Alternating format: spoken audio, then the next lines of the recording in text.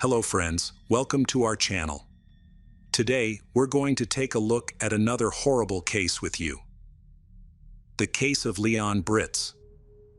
The Sharetha and Leon Britz case of 2020 not only shocked South Africa, where it took place, but also attracted international attention. From the very beginning, the investigation identified an innocent person as the prime suspect. Only through a surprising confession was the real culprit revealed.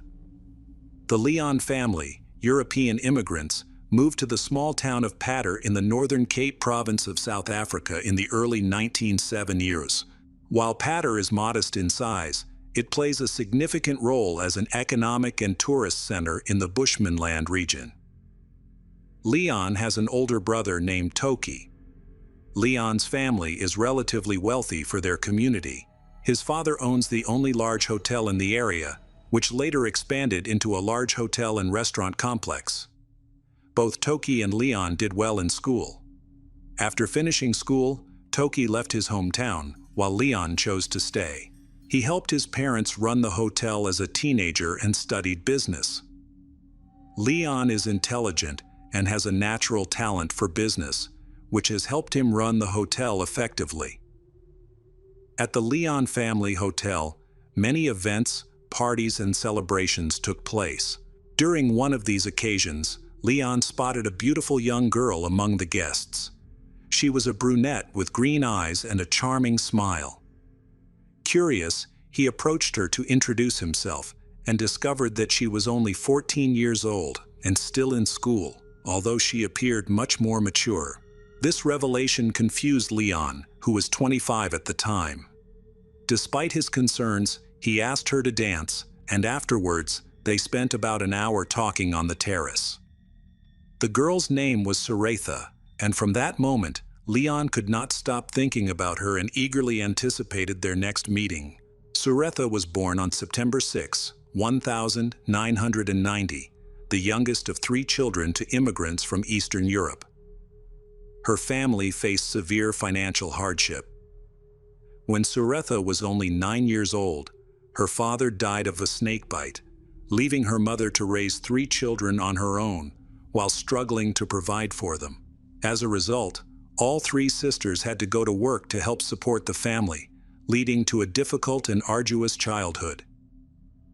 Leon, a rich guy, suddenly entered her life. Leon truly loved her.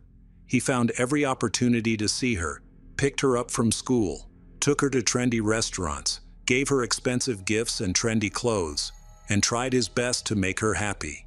Sharetha experienced the luxuries and wealth. She realized that with him, she had the ability to build a family where she and her future children would never have to worry about money. Sharetha's mother approved of the relationship, despite her daughter's young age. She considered Leon to be trustworthy, decent, and kind, and no one doubted his sincerity.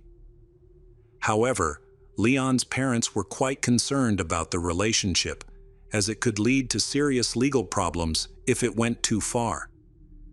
Despite their concerns, Leon insisted that he was willing to wait until Sharetha turned 18 when he planned to marry her. About a year into the relationship, 15-year-old Sharetha discovered she was pregnant. She was unsure about sharing the news, knowing that it would upset both her mother and her boyfriend.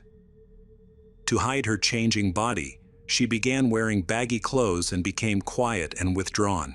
Eventually, she couldn't keep it a secret any longer and decided to tell Leon. When she revealed the news, Leon was stunned. He realized that the situation would not only damage his reputation, but also create serious legal problems. Leon was worried about being accused of seducing a young woman, so he couldn't let that happen. He took her to a private clinic, where they confirmed she was pregnant with twins. Leon found a doctor at the same clinic who would perform anonymous abortions. Sharetha was heartbroken. Leon, who had promised to love and protect her, was now pressuring her to end the lives of their unborn children. Leon, who was older, convinced her that it was necessary. He promised that after marriage they would have children, but now having children would ruin their lives and their dreams of a happy future together. Left with no other choice, Saritha agreed to the procedure. She experienced physical pain for days afterward, but the emotional trauma was even worse, leaving her feeling guilty and deeply depressed. She isolated herself in her room, crying constantly. Her mother did not understand the severity of the situation, thinking that her daughter was simply upset after an argument with her boyfriend, believing that things would be better once they made up. A few days later, Leon visited Saritha at her home. He then took her into town to walk around the park and do some shopping. He thought this would help her feel better. Although she eventually returned to her normal routine, her feelings of resentment and suspicion towards him remained. 3 years later, during her senior year of high school, the Saritha discovered she was pregnant again. She was just a few months away from turning 18, and this unexpected pregnancy was not supposed to create any significant problems. However, when she informed Leon, he reacted very negatively and insisted that she terminate the pregnancy, claiming they were too young to start a family. This time, Saritha firmly refused, stating that she would keep the child, even if it meant raising it alone. After some consideration, Leon eventually proposed to her, presenting a diamond ring. By this time, the intense feelings they had for each other had faded, but Saritha's pregnancy left him with no choice. Shortly after her 18th birthday, the couple got married in a lavish ceremony. Although they appeared happy, they both had doubts about their decision. A few months later, they welcomed their first son, and 2 years later, they had twin boys. The family lived a wealthy life.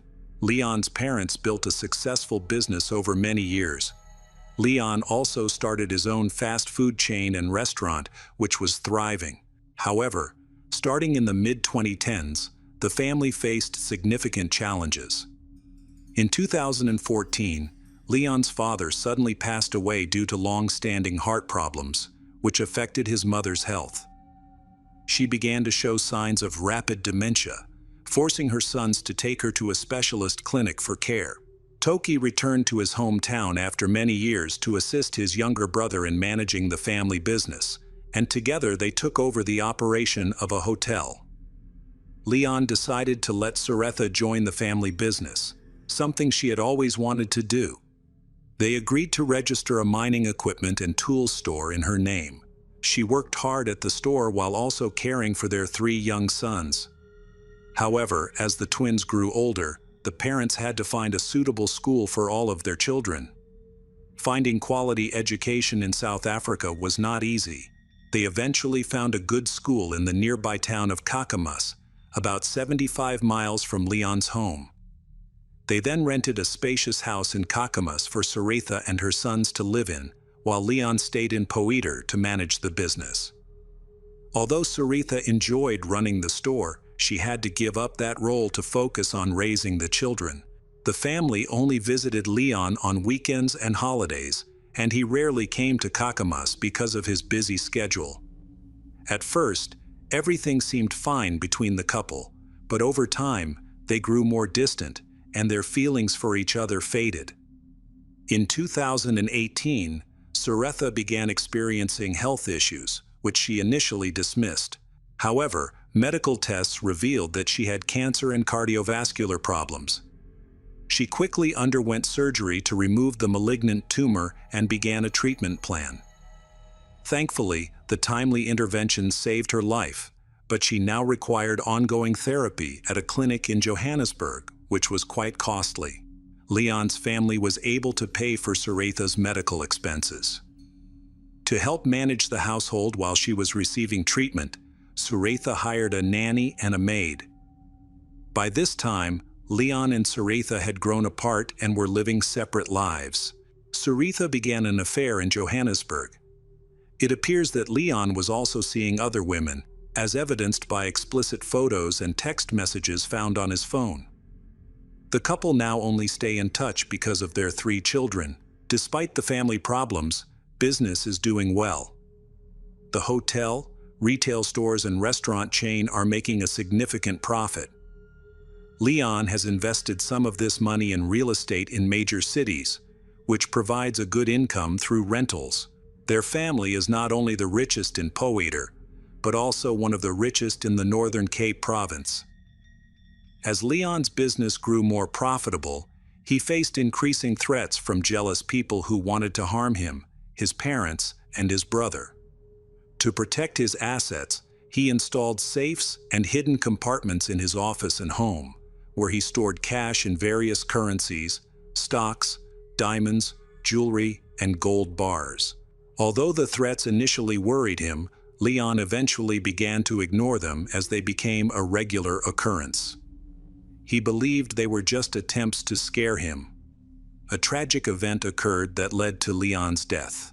On October 7, 2020, Suretha called him to check on their dogs. A neighbor reported that they had escaped.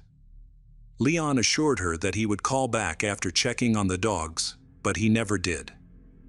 Worried, Suretha tried calling him several times, but no one answered. She left their children with a nanny and drove to their home in Poeter. When she arrived, the front door was unlocked, but the house was eerily quiet and no one answered her calls. She went to the backyard and discovered her husband's body floating face down in the pool. There were wounds on his back, indicating that he was dead. In a panic, Suretha called the police, then contacted Toki to inform him of the situation. When the police arrived, they quickly sealed off the house. They found that Leon had died violently. His body had multiple stab wounds and signs of a struggle. A safe in the house had been opened and its contents taken. Initially, the police theorized that a burglar had broken into the house. And Leon was home at the time, leading to a confrontation that left Leon dead. However, many other valuables that could be seen in the house were still intact, suggesting that the burglars had specifically targeted the contents of the safe. Following Leon's murder, much speculation about the cause of his death arose on social media. Many people knew about the threats Leon had received over the years and suspected that competitors or enemies may have acted on those threats. Police later identified Leon's brother Toki as the prime suspect. Toki had managed the family business with Leon for many years and had visited Leon shortly before the murder, making Toki the last person known to have seen Leon alive. Complicating matters, their mother is critically ill, with doctors estimating that she has only a few months to live. It is rumored that Toki is unhappy with the way the estate has been divided, especially with Leon receiving the lion's share, and that Toki may want to change the will. This theory explains why other items in the house were left intact and why the killer only targeted the contents of the safe. However, Toki adamantly denied any involvement, claiming that he would never harm his brother, especially since they had never had any conflicts over money. He sought the support of Suretha, who expressed her belief in his innocence and offered to help him find a good lawyer. For nearly 2 months, the investigation had stalled with no new evidence, leads, or witnesses. Then, 35-year-old Jacques van Vuren walked into the police station and proposed a deal. He would plead guilty and reveal the identities of his accomplices in exchange for a lighter sentence. Jacques and Suretha had been friends in school, and he had feelings for her, but she did not love him and eventually started dating Leon. They had not seen each other for many years, but one day they ran into each other at a shopping mall and started talking. Jacques was having a hard time at the time. He had gone through a divorce, lost his job, was an alcoholic, and was in dire need of money. Suretha realized that Jacques still had feelings for her, so she opened up to him about her unhappy marriage.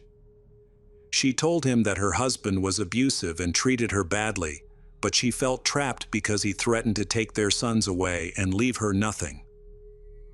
Jacques was prevented from seeing his children by his ex-wife after the divorce, so he felt a deep sympathy for Suretha and wanted to help her. They exchanged phone numbers, and a few days later, Suretha called him with a tearful story.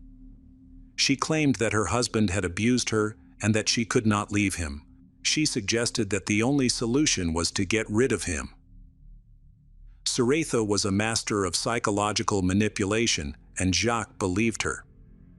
Suretha also promised to pay him $500,000 South African rand, which was a lot of money, especially when he was in dire need of money. Jacques agreed to help her, but did not want to do it himself, so he decided to hire someone else to do it. After a while, Leon's business began to decline.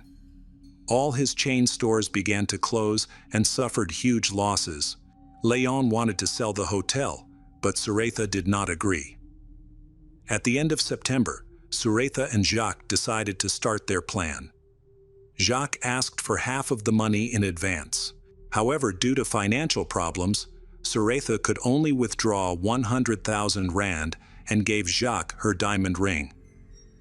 With this money, Jacques hired a friend named Enrich Williams, who had a drug problem and was willing to kill for money. Enrich was worried that he could not handle a strong adult alone, so he brought in his friend Amantel Bareki to help him with the plan, and Enrich would share the proceeds with Amantel. Suretha gave the criminals her home address and told them where the safe was. She allowed them to take valuables from the house to make it look like a robbery. The only condition was that the dogs were not harmed, so they were released first. The neighbors noticed that the family's dogs were out and called her. This indicated that Enrich and Amantel were in the house. She then called her husband Leon to lure him into a trap. When he entered the house, one of the criminals hit him on the head with a baseball bat, while another attacked him with a knife, leaving him no chance to defend himself. Leon was stabbed 8 times and beaten with the bat several times. They then dumped his body in the swimming pool. After opening the safe, Amantel and Enrich found no cash, only securities, diamonds, and gold bars. They gave all the stolen goods to Jacques, who then gave them all to Suretha. The criminals chose not to take anything else from the house because they were worried about leaving too much evidence. They were relying solely on the large payment that Suretha had promised. Jacques was not allowed to be present at the crime scene. Suretha was worried that he might be identified on surveillance footage, especially since Toki had seen him several times and knew him as Suretha's friend at school. Jacques was only tasked with transferring the advance payment and instructing his accomplices to carry out the plan. Jacques was so worried about everything that he drove past Leon's house several times to make sure the criminals were ready and Leon was home. Jacques' car was caught on surveillance footage. While the license plate was unclear, the police took note of the car and its identifying features, eventually identifying the owner. Additionally, there was no money in the safe, and all of the family's accounts were frozen during the investigation. Suretha could not pay the hired criminals because selling the stolen goods, such as diamonds, gold bars, or securities, would reveal her involvement. She asked them to be patient, but Enrich and Amantel refused and began threatening Jacques. In desperation, Jacques does not receive the money he expected and feels guilty. Amantel and Enrich threaten him repeatedly, and he realizes that he faces the possibility of going to prison or suffering the same fate as Leon. He confides in his sister, who speaks to their mother, and together they convince Jacques to turn himself in. They advise him to expose the others involved in the scheme so that he can receive a lighter sentence. Jacques' real motive, in his full confession to the police, was that he believed he had done a noble deed, because he saw Leon as a man who had treated his wife badly, abused her, and threatened to kidnap their children. Suretha reported to the police about the will and property disputes between Leon and Toki. She wanted to imply that Toki was the culprit. However, the police decided to investigate Suretha thoroughly to find out her true intentions. During the investigation, it was discovered that Suretha and Leon had long since fallen out of love and were living apart. Suretha had a lover in Johannesburg, and she wanted to leave Leon to be with him, However, when she asked for a divorce, Leon firmly refused and threatened to take everything from her, including their children. It's difficult to determine Leon's true motivations, but it's likely he still cared for Suretha and wanted to repair their marriage. Meanwhile, Suretha had a plan to inherit his money and business after his death, which would allow her and her lover to live well. She also wants the removal of Toki by setting him up to become a killer, after which she will become the sole owner of the hotel, store, and restaurant after her mother-in-law passes away. Her plan can work if there is money in the safe and if she pays the hired criminals. In the spring of 2021, the trial and sentencing of all involved took place. The court considered each participant's role in this high-profile case.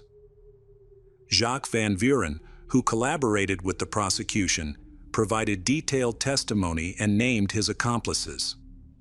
He was sentenced to 20 years in prison, eligible for parole after 5 years. The hired criminals, Enrich Williams and Amantal Barecki, were convicted of premeditated murder with added cruelty and robbery. They received life sentences with no chance of parole. Suretha Britz, who planned to kill her husband, convinced the court that she was the victim throughout their relationship. She claimed that Leon forced her to have sex when she was 14. A year later, after she became pregnant, she alleged that Leon forced her to have an abortion late in her pregnancy. Although their love faded, Leon refused to divorce her and threatened to take custody of their children. Suretha was eventually sentenced to 25 years in prison. The court took into account her remorse, her sincere confession, and her role as a mother to 3 young children.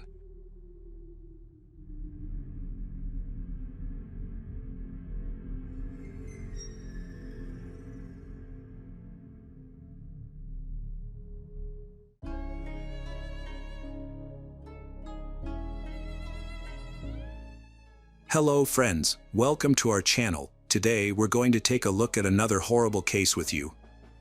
The case of Jessica Paget. Jessica was born on December 15, 1980, in Pennsylvania, where she spent her entire life. As a child, she was energetic and cheerful. However, her parents, Thomas and Danelle, divorced when she was young.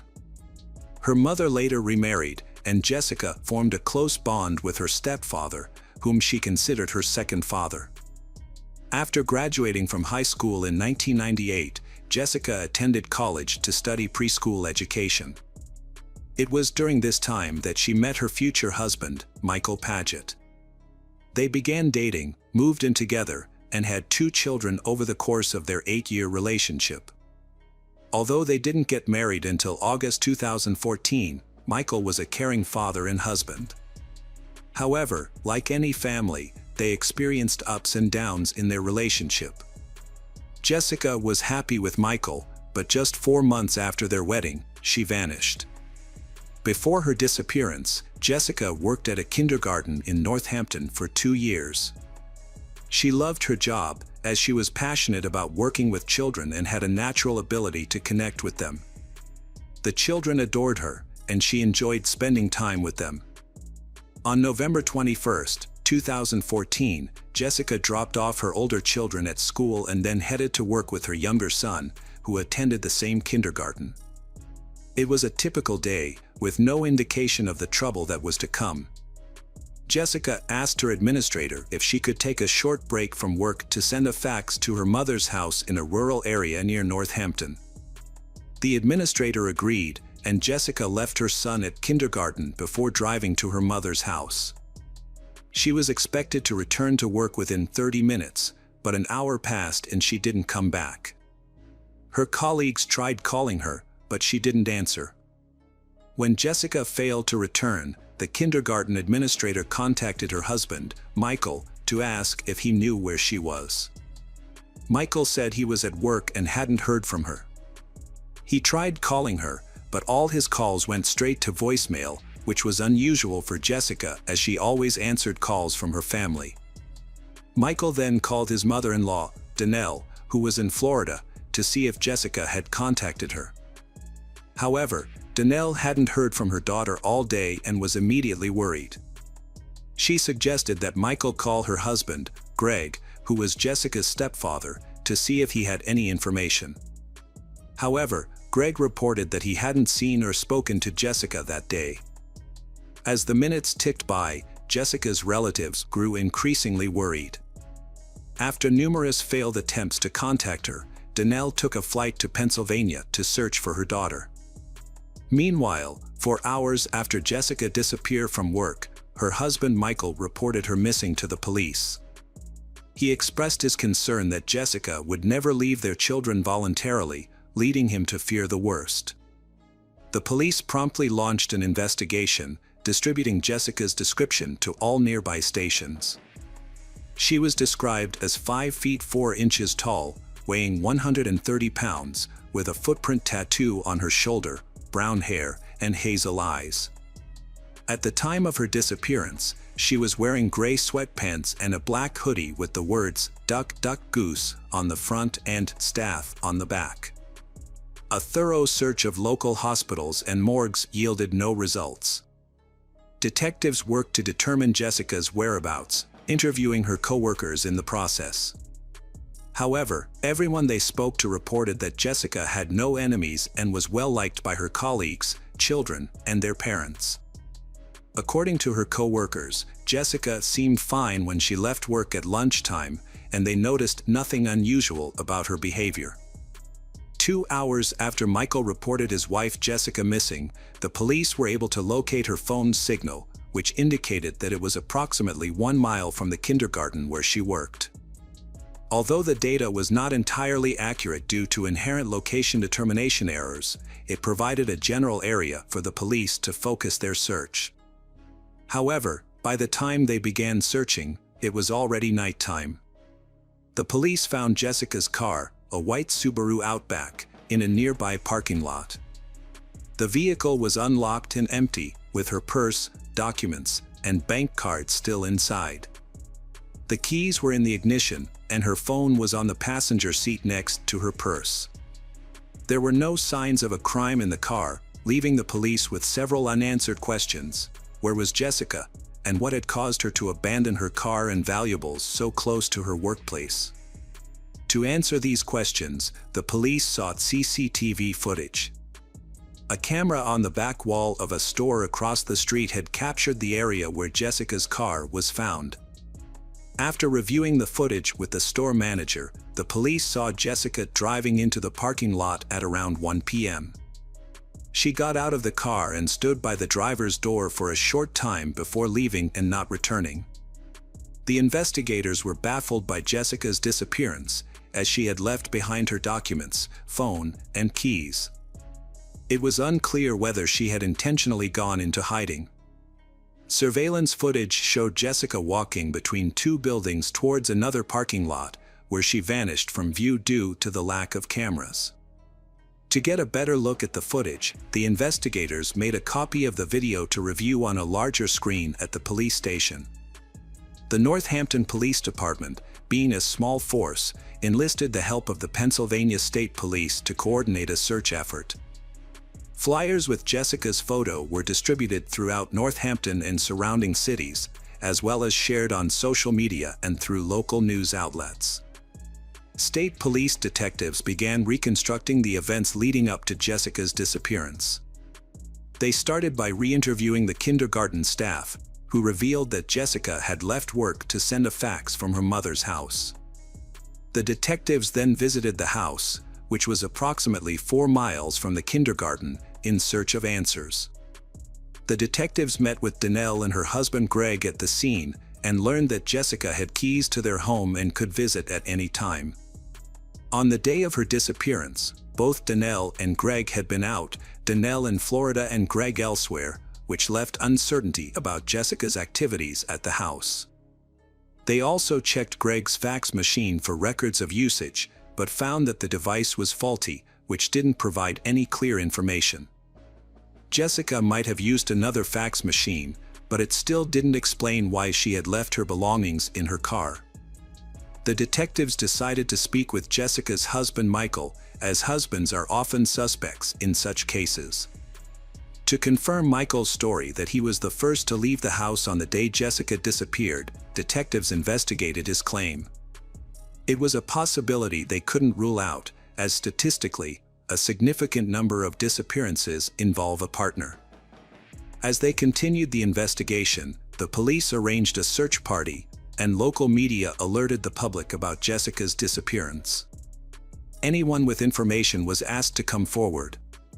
By this point, 48 hours had passed, but no new leads emerged on Jessica's journey to her mother's house. To aid in their investigation, detectives scoured the route to her mother's house for surveillance cameras. One key location, an Exxon gas station adjacent to the main road leading to the mother's residence, had multiple cameras installed. Given the fact that this gas station was strategically situated on Jessica's stated route, the police logically inferred that if Jessica drove in the direction she said, she would be captured on camera. A review of the recording showed that her car was, indeed, captured driving by at approximately 12:56 p.m. From there, the journey to her mother's house took just a few minutes, suggesting Jessica would need to make the short trip back in order to utilize a functional fax machine, which wasn't operational at her mother's home. While fast-forwarding the tape to find a shot of the vehicle's potential return, detectives made a perplexing observation. The footage shows Jessica's white car speeding through a gas station just 14 minutes later. Notably, the car took a peculiar route, turning towards the gas station and continuing onto the other side without stopping, before heading towards the city center, where the car was later abandoned in a parking lot. Given her rapid pace, the likely reason for this unusual detour was a red traffic light at the intersection, which Jessica may have attempted to avoid by cutting through the gas station. From there, she drove onto a different road where the light was green and eventually left her car in the parking lot, where a police officer discovered it later. However, a surprising detail emerged upon closer inspection of the footage. Jessica, who was 5 feet 4 inches tall and 130 pounds, appeared to be much shorter and lighter than the person seen exiting her car. Measuring against the known height of the car, experts estimated that this person stood between 5 feet 11 inches and 6 feet 3 inches tall. Moreover, during their examination of the abandoned car, the police noticed that the driver's seat was pushed forward, which would make it uncomfortable for someone taller than 5 feet 11 inches to operate the vehicle comfortably. The police initially found it suspicious that the driver's seat was positioned for someone of Jessica's height. However, after reviewing the footage, they discovered that the person who got out of the car had adjusted the seat to its most forward position, attempting to make it seem like Jessica was driving. But this raised another question: who was the tall person seen in the footage? Michael, he, stood at around 6 feet tall. The police brought him in for questioning, and he denied any involvement in his wife's disappearance, claiming he was at work when the kindergarten staff called him. Detectives verified his alibi by interviewing his colleagues and tracking the geolocation of his phone on the day of Jessica's disappearance. The evidence confirmed that Michael was indeed at work at the time, which meant the person in the footage was not him.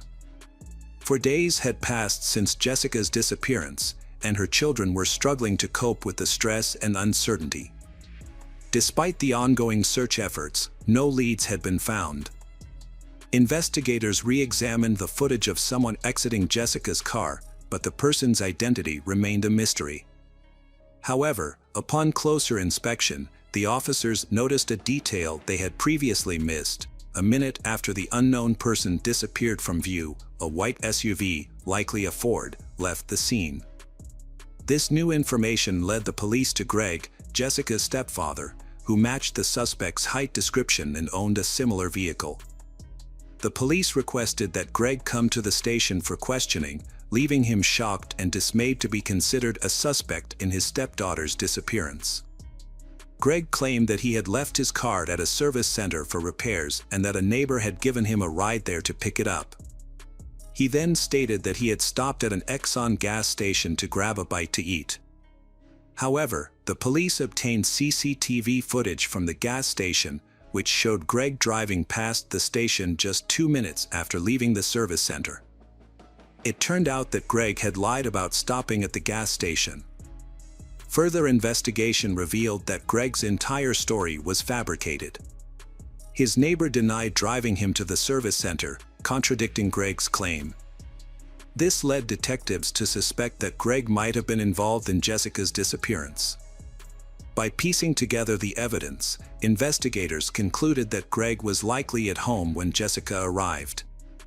It's possible that something happened, and Greg drove Jessica's car to a parking lot in the city center.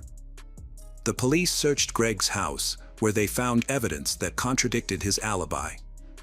The fax machine, which Greg claimed was not working, was found to be functional, and its usage history showed that Jessica had indeed sent a fax from the house on the day of her disappearance.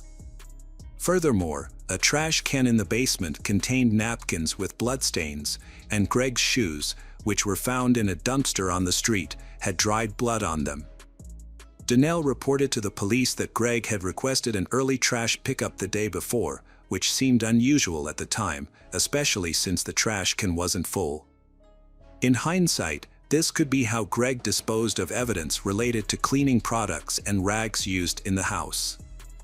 During a second interrogation, the police confronted Greg, stating that they knew his previous statements were false and that they had found evidence in his home. They also informed him that they were aware Jessica had been at his house on the day she disappeared. Greg then began to talk. Greg claimed that when he returned home on the afternoon of November 21st, he found Jessica's car in the driveway and bloodstains on the carpet. He alleged that Jessica was already dead when he arrived and that he panicked, fearing no one would believe him. He supposedly drove Jessica's car to a city center parking lot and then returned home. Greg also stated that Jessica had outstanding debts, which he claimed led to her death. However, detectives later discovered that this was another lie, and they found evidence that Greg had purchased adult toys the day before Jessica disappeared. The investigators were fed up with Greg's inconsistent stories, so they directly asked him where he had hidden his stepdaughter Jessica's body, explaining that an autopsy would provide answers to many questions. Realizing he was caught, Greg changed his story again. This time, he claimed he was at home watching adult videos when Jessica arrived and asked to send a fax. According to Greg, he was standing behind her as she used the computer, and he became aroused and developed a desire for his stepdaughter. Without saying a word, he allegedly pulled out a gun and shot her in the back of the head. Then, he moved Jessica's body to the bedroom. Greg then drove Jessica's car to a parking lot in the city center, where he had previously left his Ford for repairs. To mislead investigators, he adjusted the seat to make it appear as though Jessica was driving. What Greg said next shocked the investigators. After returning home, he set up a video camera near the bed and recorded a video of himself with Jessica's body. The police later found this disturbing video on Greg's computer. Greg confessed to wrapping his stepdaughter Jessica's body in a blanket and hiding it in a ravine near his home. He claimed he was not a bad person, but had lost control. After the crime, Greg's life fell apart. He lost his business, home, dogs, and wife. However, he never mentioned the loss of Jessica. Jessica's mother, Donnell, was shocked to discover that her daughter was dead and that her husband was responsible. The authorities announced Jessica's death, stating that she was a victim of homicide. The district attorney, John Morganelli, expressed skepticism about Greg's version of events, but believed there was a sexual motive behind the crime. The prosecutor's office examined the evidence to determine if Greg had planned the attack. Jessica's family released a statement thanking law enforcement, the media, and the public for their efforts. They described Jessica as a beautiful and vibrant young woman who was loved by her family and friends, and stated that her loss made the world a darker place. Gregory Gregg, 53, was charged with the murder of Jessica Padette.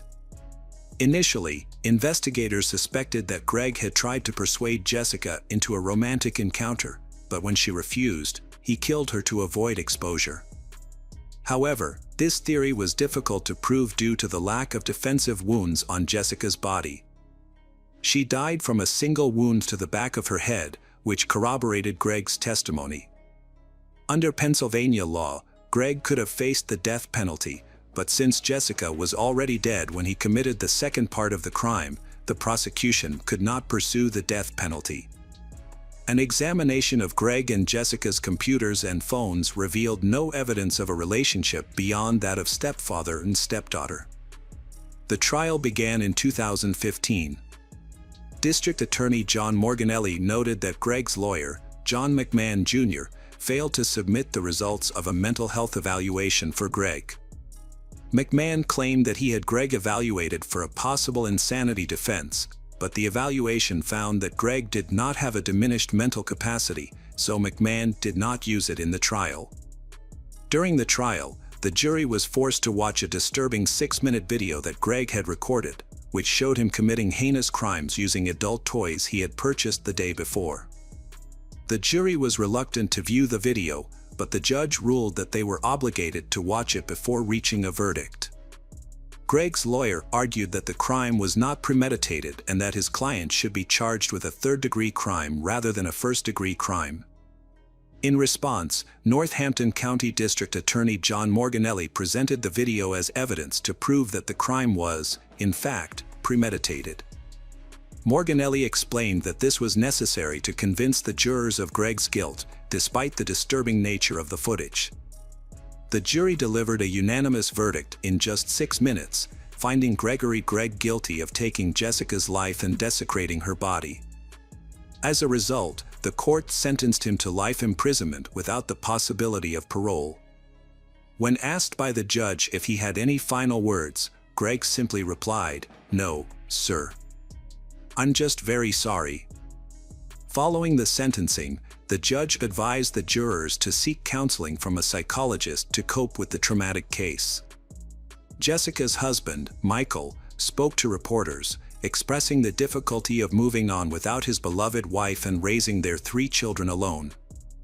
He described Jessica as the most wonderful person he had ever met. In a separate matter, Danelle, Greg's wife, has initiated divorce proceedings. However, the process is proving to be complex and Greg is hindering her efforts.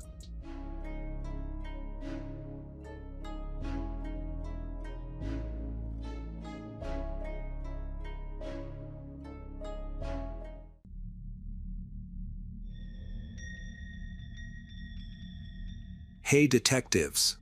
Welcome back. We've got another mysterious case to explore. The case of Christy Lynn Mullins. Christy Lynn Mullins was born on August 28, 1960, in Columbus, Ohio, one of 6 children in a large family. They lived in a quiet neighborhood, away from the noise and chaos of the city. In the summer of 1975, 14-year-old Christy spent most of her days socializing with friends and family, often going to the local neighborhood swimming pool. In late August, Christy babysat for a family friend on the evening of August 22nd. The next day, August 23rd, she woke up around noon and decided to go swimming to cool off. She invited her sister Kim to join her and they went to the residential area. While Kim went swimming, Christy relaxed on a deck chair. A short time later, Kim went ashore and found Christy nowhere to be seen, but Kim decided not to look for her and instead stayed at the pool. Surprisingly, when Kim returned home, Christy was not there. Hours passed and Christy still hadn't come home. Kim became even more worried. She decided to look for Christy and ran into a neighbor who told her that the police had found the body of a young woman a few miles away, but they had not been able to identify it. Kim rushed home to tell her parents, who immediately called the police to report Christy missing.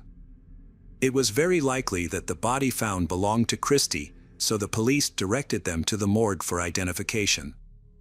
Although it was difficult to recognize the identity of the body due to the severely bruised face, Christy's mother eventually accepted that the body was Christy's, her beloved daughter, thanks to the birthmark on her leg. Police later explained to the family what had happened. It turned out that at about 2:30 p.m. that same day, a man reported finding a body in the woods behind the local shopping center. He, his wife, and son had gone there to buy toys, but before entering the store, their son wanted to take a walk on the trail behind the building. This path was a popular walking path leading to a river, and the area was famous for its beauty. Together with his parents, the son went for a walk on this trail. During their hike, they came across a disturbing scene about 10 yards down the trail. A man was kneeling on top of someone and repeatedly beating him with a wooden object.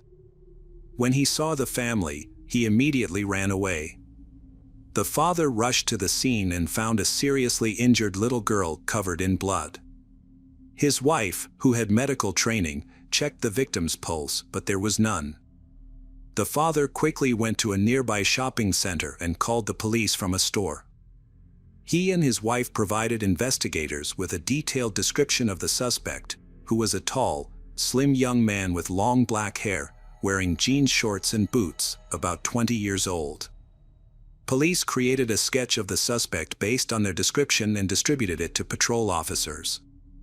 However, the investigation of the crime scene yielded no results.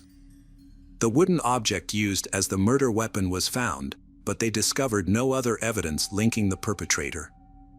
Notably, the victim's hands were tied with a telephone cord and her bikini top was pulled down. Her t-shirt and shoes were found next to her body. Despite these signs, forensic experts found no evidence that a sexual assault had occurred. Luckily, detectives were able to continue their investigation thanks to new information from Kim, who told them about a conversation between Christy and a friend, Carol.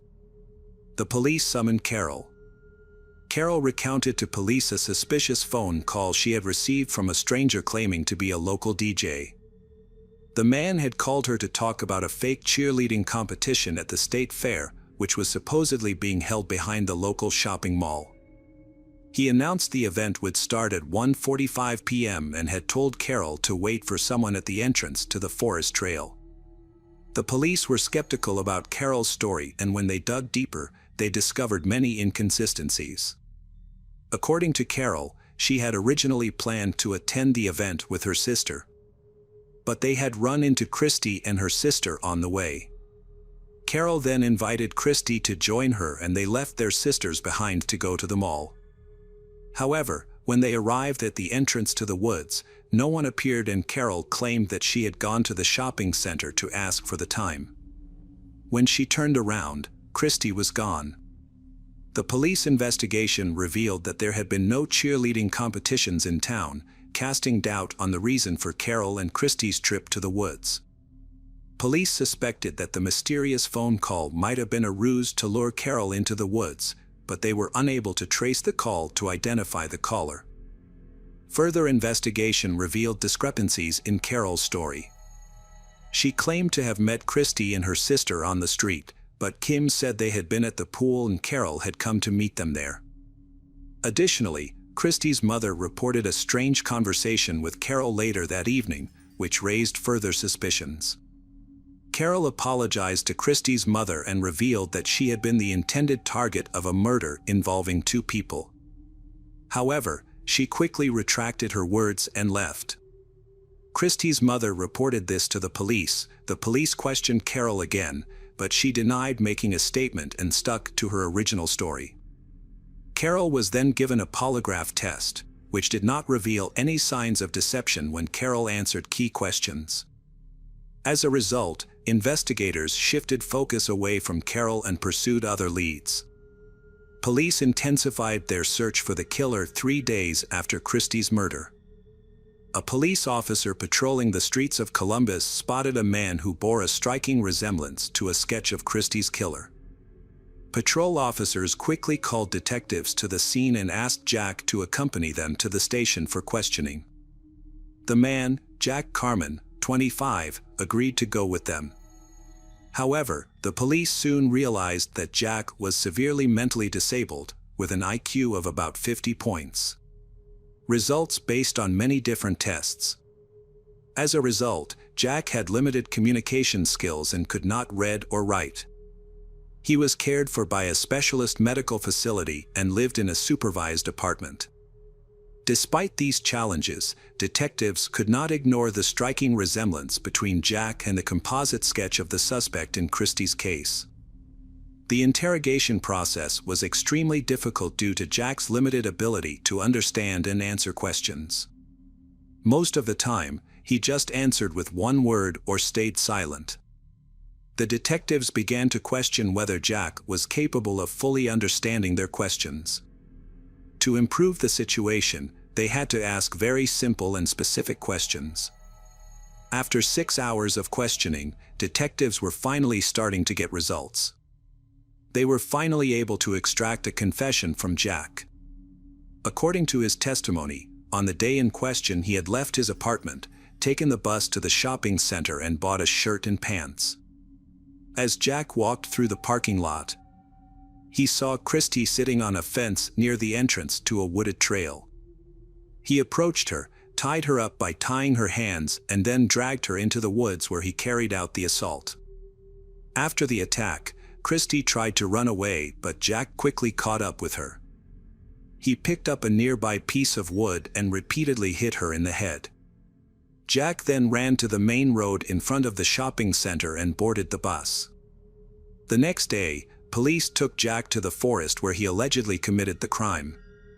There, he pointed out the exact spot and provided specific details that only the perpetrator would know, including the fact that the piece of wood used to strike the victim broke in half. Investigators also verified the testimony, asking the couple who found Christie to identify the person they had seen on the day of the incident. Both identified the man they had seen as Jack. As a result, Jack was charged with multiple offenses, including assault and murder. The prosecution chose to include it in the charges. The prosecutor initially sought the death penalty, but Jack's lawyer negotiated a deal. In exchange for a life sentence, Jack would plead guilty before the judge, thereby avoiding execution. The case moved swiftly, with thousands of people following. Just 11 days after the murder, on September 3rd, Jack was sentenced to life in prison. However, after the trial, public opinion began to shift, and many people started to question Jack's guilt. As more details about his confession and his background emerged in the media, people began to wonder whether he was truly capable of committing such a heinous crime. Those who knew Jack found it hard to believe that he was capable of the crime. He was a passive, timid, and compliant person who would agree to anything if pushed hard enough. In the past, he had even taken the blame for something he didn't do, like the time he claimed responsibility for breaking a boiler at a charity center, when in fact someone else was to blame. This behavior raised doubts about his ability to make a genuine confession to the crime. His supporters felt that the police must have manipulated him into confessing by feeding him information and asking pressured questions. For instance, if the police asked him if he hit the victim with a piece of wood, and he answered yes, they could use that as a confession. However, this approach can be unreliable, especially considering Jack's tendency to confess to anything when under threat. Even the mention of the electric chair was enough to make him agree to whatever the detectives wanted. Furthermore, the police took Jack to the crime scene at the same time as the witnesses, a married couple who later identified him at the police station. This raised concerns that the witnesses had been biased, as they had already seen Jack and knew he was a suspect, despite the police's claims that they never crossed paths. There were several red flags surrounding Jack's alleged involvement in the crime. For instance, the police failed to locate the bus driver or any passengers who claimed to have seen Jack on his way to the city center, which contradicted his own statement. Moreover, multiple people at the charity organization building where Jack lived and worked said to have seen him at around 1:30 p.m. This created a major timing issue. Even if Jack had left immediately after being seen by these witnesses, the bus ride to the shopping center on the outskirts of town would have taken at least 40 minutes. Given the crime was committed at 1:50 p.m., it was logistically impossible for Jack to have made it on time. This cast serious doubts about Jack's guilt and raised suspicions that the police may have coerced his confession. Christie's parents, too, began questioning whether Jack was the true culprit. At the height of the controversy, approximately 70 individuals gathered in front of City Hall on September 9 to draw attention to the case and advocate for a comprehensive investigation. They established a public committee aimed at securing justice for Jack. As a result, Jack was assigned a new lawyer, who swiftly petitioned for a case review. After several months, a judge dismissed Jack's original confession and ordered a new trial, putting the onus on the prosecution to establish his guilt from the beginning. This marked a daunting challenge for the prosecution, making their case almost unviable. Norman Mills, Christie's father, began his own investigation while preparations for the new trial were underway. Dissatisfied with the way the detectives had worked, Norman took matters into his own hands. Immediately after the murder, Norman and several neighbors searched the area where Christie was found. They discovered a bloody pair of jean shorts and men's underwear in the woods. They turned the items over to the police, who had initially missed them. It was unclear whether these items were related to the case or if they had been examined for evidence.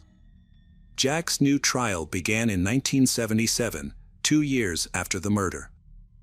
The defense had two tasks: first and foremost, to prove Jack's innocence and also to try to identify the real killer.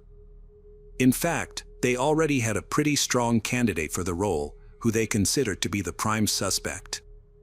The man who found Christ's body along with his wife was Henry Newell, who was 25 years old at the time of the murder.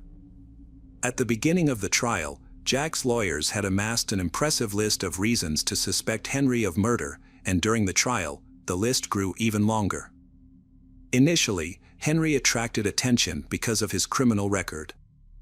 Beginning in his teenage years, he had been arrested multiple times for various crimes, serving 3 prison sentences.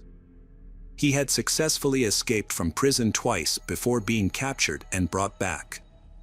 At the time of Jack's trial, he was serving his 4th sentence, this time for burning down a house to collect insurance money. Lawyers also reviewed evidence from Christ's case and found some very suspicious details in his testimony. Henry said he had found her body, ran over, and threw a bloody piece of wood aside. He explained this by saying that he was in a state of shock at the time. But acting like that still seemed odd. Why did he pick up the murder weapon and throw it from his body for no apparent reason? He also testified that he thought the girl was still alive, so he took off his shirt and pressed it to her face. This action also raised questions. Did he actually try to stop the bleeding, or was his shirt stained with blood during the murder, and he needed to justify it somehow? Jack's lawyer found a store clerk in the mall where Henry had run to call the police. She said he was not wearing a shirt but was wearing jean shorts, although by the time police arrived, he was wearing a different pair of pants. The employee also confirmed that Henry had a new bruise on his face, as if someone had hit him. When asked why she didn't immediately report this to the police, she said no one had asked her. The officers themselves should have noticed this bruising but ignored it. Henry also agreed to take a polygraph test, but he ended up vomiting right on the machine. Another witness was Henry's neighbor, who said that on the night of the murder, he had talked to Henry and noticed many new scratches on his hands. The man also mentioned seeing a telephone cord in Henry's garage that was the same color and shape as the cord used to tie the victim's hands. That's not all. The neighbor said that Henry had once told him a very strange story. He claimed to know Christ's 14-year-old friend Carol and that they had once swum naked together in the pool. This story shocked everyone involved in the case. It turned out that Henry was acquainted with Carol, who was also directly involved in the case. His wife, Pam, also testified in court, saying everything had happened exactly as they told police on the first day. They had gone to the mall, and their son wanted to go for a walk. They went into the woods and found the body. Pam added that up until that point, Henry had remained at home and only stepped outside for a few minutes to scare away neighborhood children who had begun throwing firecrackers into their yard. Carol also testified, saying she had never met Henry. She was also asked about her intentions in telling Christ's mother that things should not have escalated to this point, but Carol again claimed she did not remember saying anything like that. Henry himself repeated his story without any changes and insisted that he had nothing to do with the crime. One of the most important moments of the trial was the showing of the entire recording of Jack's interrogation. After watching it, it became clear to everyone that Jack had simply been forced to confirm the detective's words that he had committed murder. Jack barely said anything and didn't seem to fully understand what the police wanted from him. But that was not the most important moment of the trial. On the fifth day, another unexpected witness appeared. It was Bobby, Henry's stepson, and his testimony truly shocked everyone following the case. Bobby revealed that that day, Henry had indeed gone out of the house to chase away the children who had thrown firecrackers into the yard. When Henry returned home, his shirt and sandals were missing, and Henry had scars on his hands and face. Bobby was told by his parents that they would be going to the shopping center, but when they arrived, they instead took him on a walk in the woods behind the center. Bobby claims he never asked to go for a walk, which contradicts what his parents initially said. During the walk, they found Henry's torn sandal and then Christy's body. Bobby's mother instructed him not to tell anyone about what he saw. At the trial, Bobby's grandmother testified about a disturbing comment made by Henry during Christy's farewell ceremony.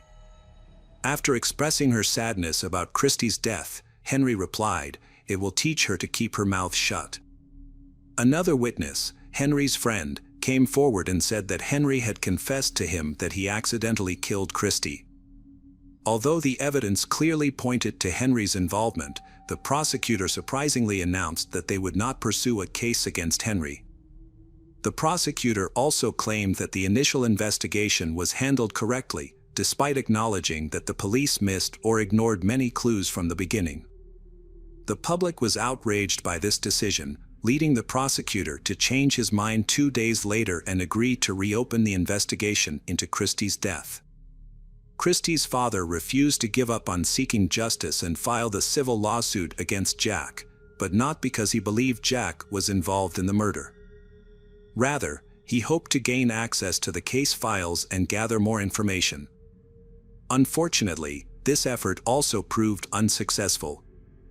The case had remained stagnant until 2013, when Henry died of terminal cancer.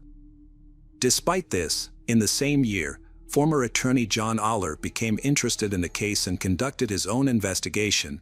He contacted all parties involved in gathering new information. Christy's relatives had provided John with a box of records that Christy's father had collected. After reviewing the records and talking to dozens of people, John believed that Henry was the culprit behind Christy's murder. John's investigation revealed that Carol had bought marijuana from Henry, which made him suspect that Henry was involved in the crime. This new discovery created a possible connection between Henry and Carol, which could explain why Carol brought Christy to the forest.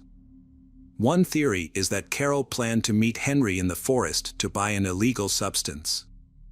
It's possible that Carol invited Christy along, using the DJ story as a cover. A more sinister explanation suggests that Carol brought Christy to the forest at Henry's request, intending for him to harm her. However, Christy resisted, as evidenced by Henry's injuries, and he ultimately killed her. When John took over the case, Henry had passed away from cancer at the age of 63. However, John continued his work and released a book about Christy's murder. The release of the book sparked a new wave of interest, and Christy's relatives demanded that the investigation be reopened. Some of Henry's relatives also confirmed that Henry was the one who killed the girl. This led to the reopening of the murder investigation in May 2014. Detectives re-examined the evidence, interviewed dozens of people, and reassessed Henry's confession. They re-examined Christy's clothes and found traces of semen, but they were too small for DNA analysis.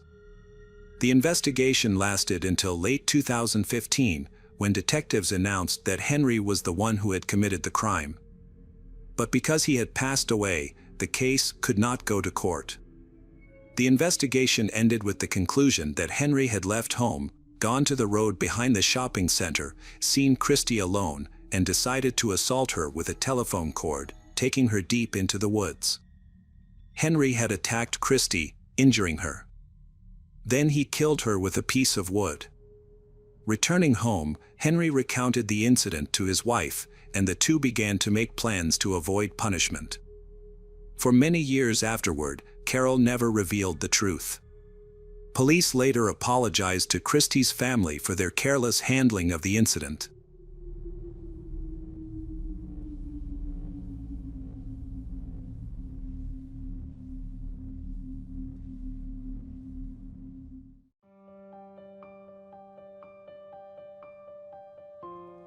Hi everyone, thanks for returning.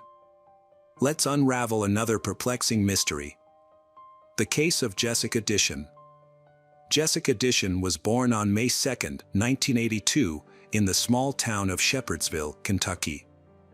As the eldest of 3 children, Jessica took on significant responsibilities from a young age, helping her parents care for her 2 younger brothers while they worked. At age 15, Jessica started working part-time at a restaurant to save money to buy her first car, a red Pontiac. A few years later, she bought the car she wanted. Despite her job, Jessica excelled in school and began planning to attend college, where she hoped to study accounting. In the fall of 1999, 17-year-old Jessica was about to start her senior year of high school. She had also started dating a boy, which made her very happy. On the morning of Friday, September 10th, Jessica's parents went to work, and her younger brothers caught the bus to school. However, Jessica did not leave for school as planned. Later that day, around noon, Jessica's mother returned home from work and noticed something unusual. Jessica's car was still parked in front of the house. The mother went to Jessica's room, thinking that maybe she had overslept and missed school. But Jessica was not in her bedroom. The mother then considered the possibility that Jessica might have gotten a ride to school from her father, so she called him to ask. However, he told her that he had gone to work alone that morning. Jessica's mother suspected something was wrong with her car, so she took out a spare key to try to start the car. When she approached the car, the driver's door was slightly open, and Jessica's cell phone was lying on the seat with the numbers 9 and 1 displayed on the screen, indicating that she had tried to call 911. Jessica's shoes and keys were found under the front seat, while her textbooks, work clothes, and purse were in the back seat. Jessica's mother was worried about Jessica's safety. It was obvious that she had tried to call for help but was unsuccessful. Furthermore, Jessica could not leave her belongings in the car and leave. Jessica's parents contacted her school, learning that Jessica had not come to class that day. When Jessica's best friend at work called her parents a few hours later, saying that Jessica had not come to work, they became even more worried about Jessica. Jessica's parents immediately contacted the police, but the sheriff downplayed the situation, suggesting that Jessica might have wandered off and would return home on her own. Despite Jessica's parents' pleas, the sheriff refused to open an investigation. Undeterred, Jessica's parents contacted relatives, friends, and acquaintances, but no one had any information about Jessica's whereabouts.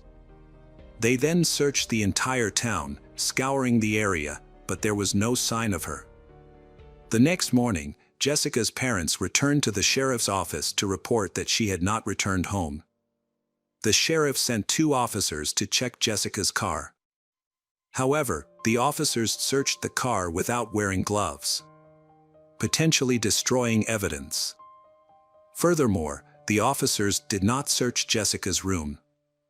Feeling frustrated with the police, Jessica's parents sought the help of the local media, hoping to draw attention to Jessica's disappearance and the police's lack of attention.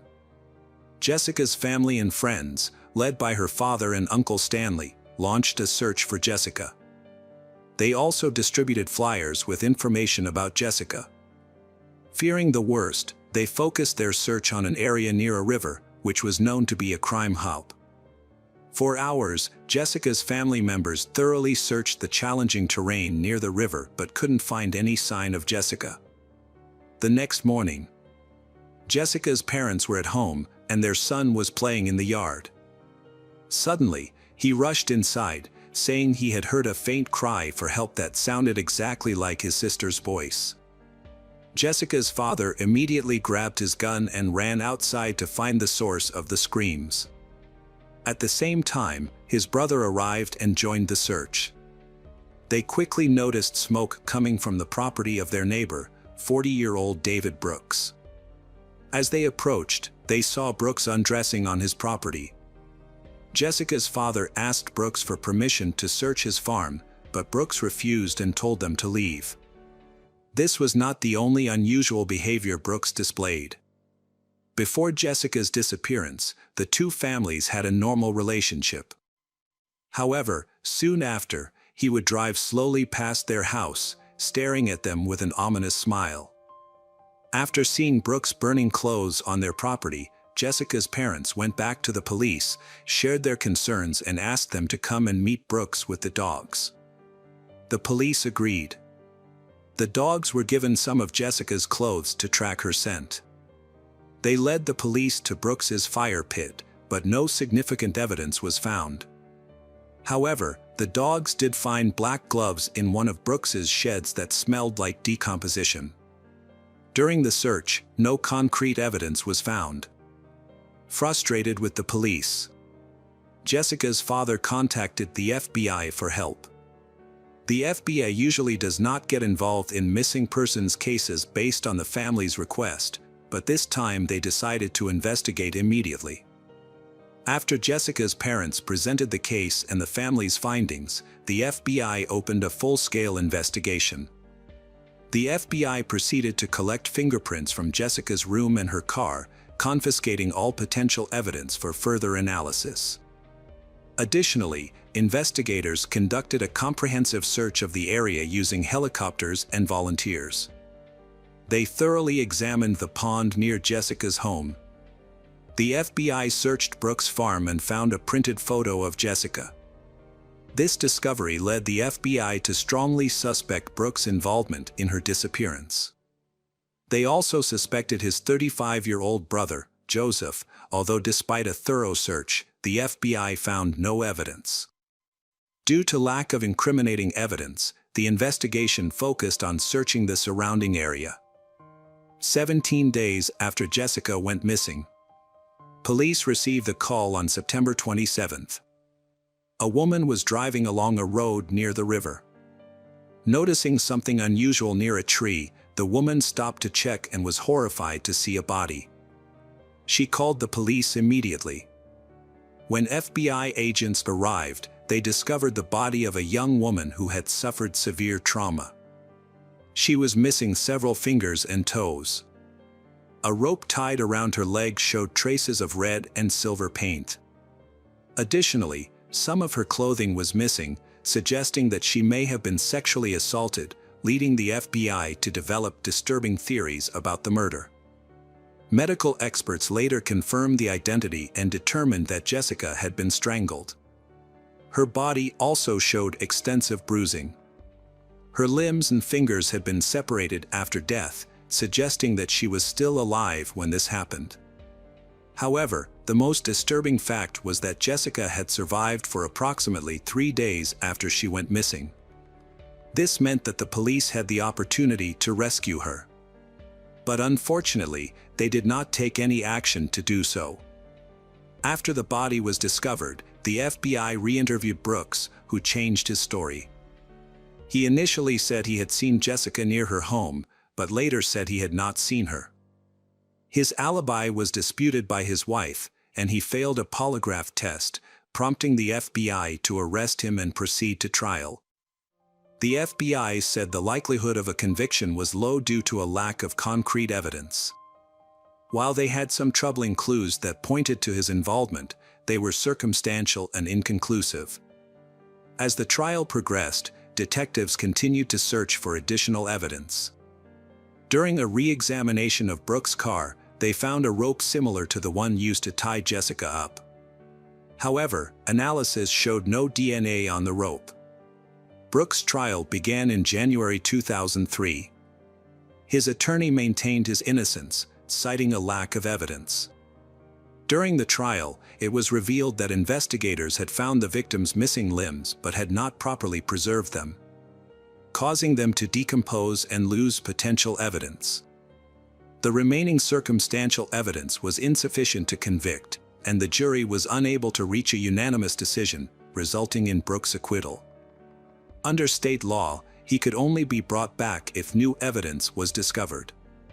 Jessica's parents were devastated by the outcome. The parents also felt that if the police had done their job properly, Jessica might still be alive. Over time, the case went cold and was largely abandoned, leaving the family without closure. In 2012, a new detective, Lynn Hunt, joined the local police department and was tasked with reviewing unsolved cases. Lynn Hunt began by examining the murder case of Jessica. However, she was shocked to find that the original investigation was poorly handled, with case files containing errors and lacking key information from interviews with relevant parties. The evidence was also not properly documented, forcing Lynn Hunt to start the investigation from scratch 13 years after the crime. Hunt met with Jessica's family and obtained a box of her belongings that had been kept in her car at the time of the murder.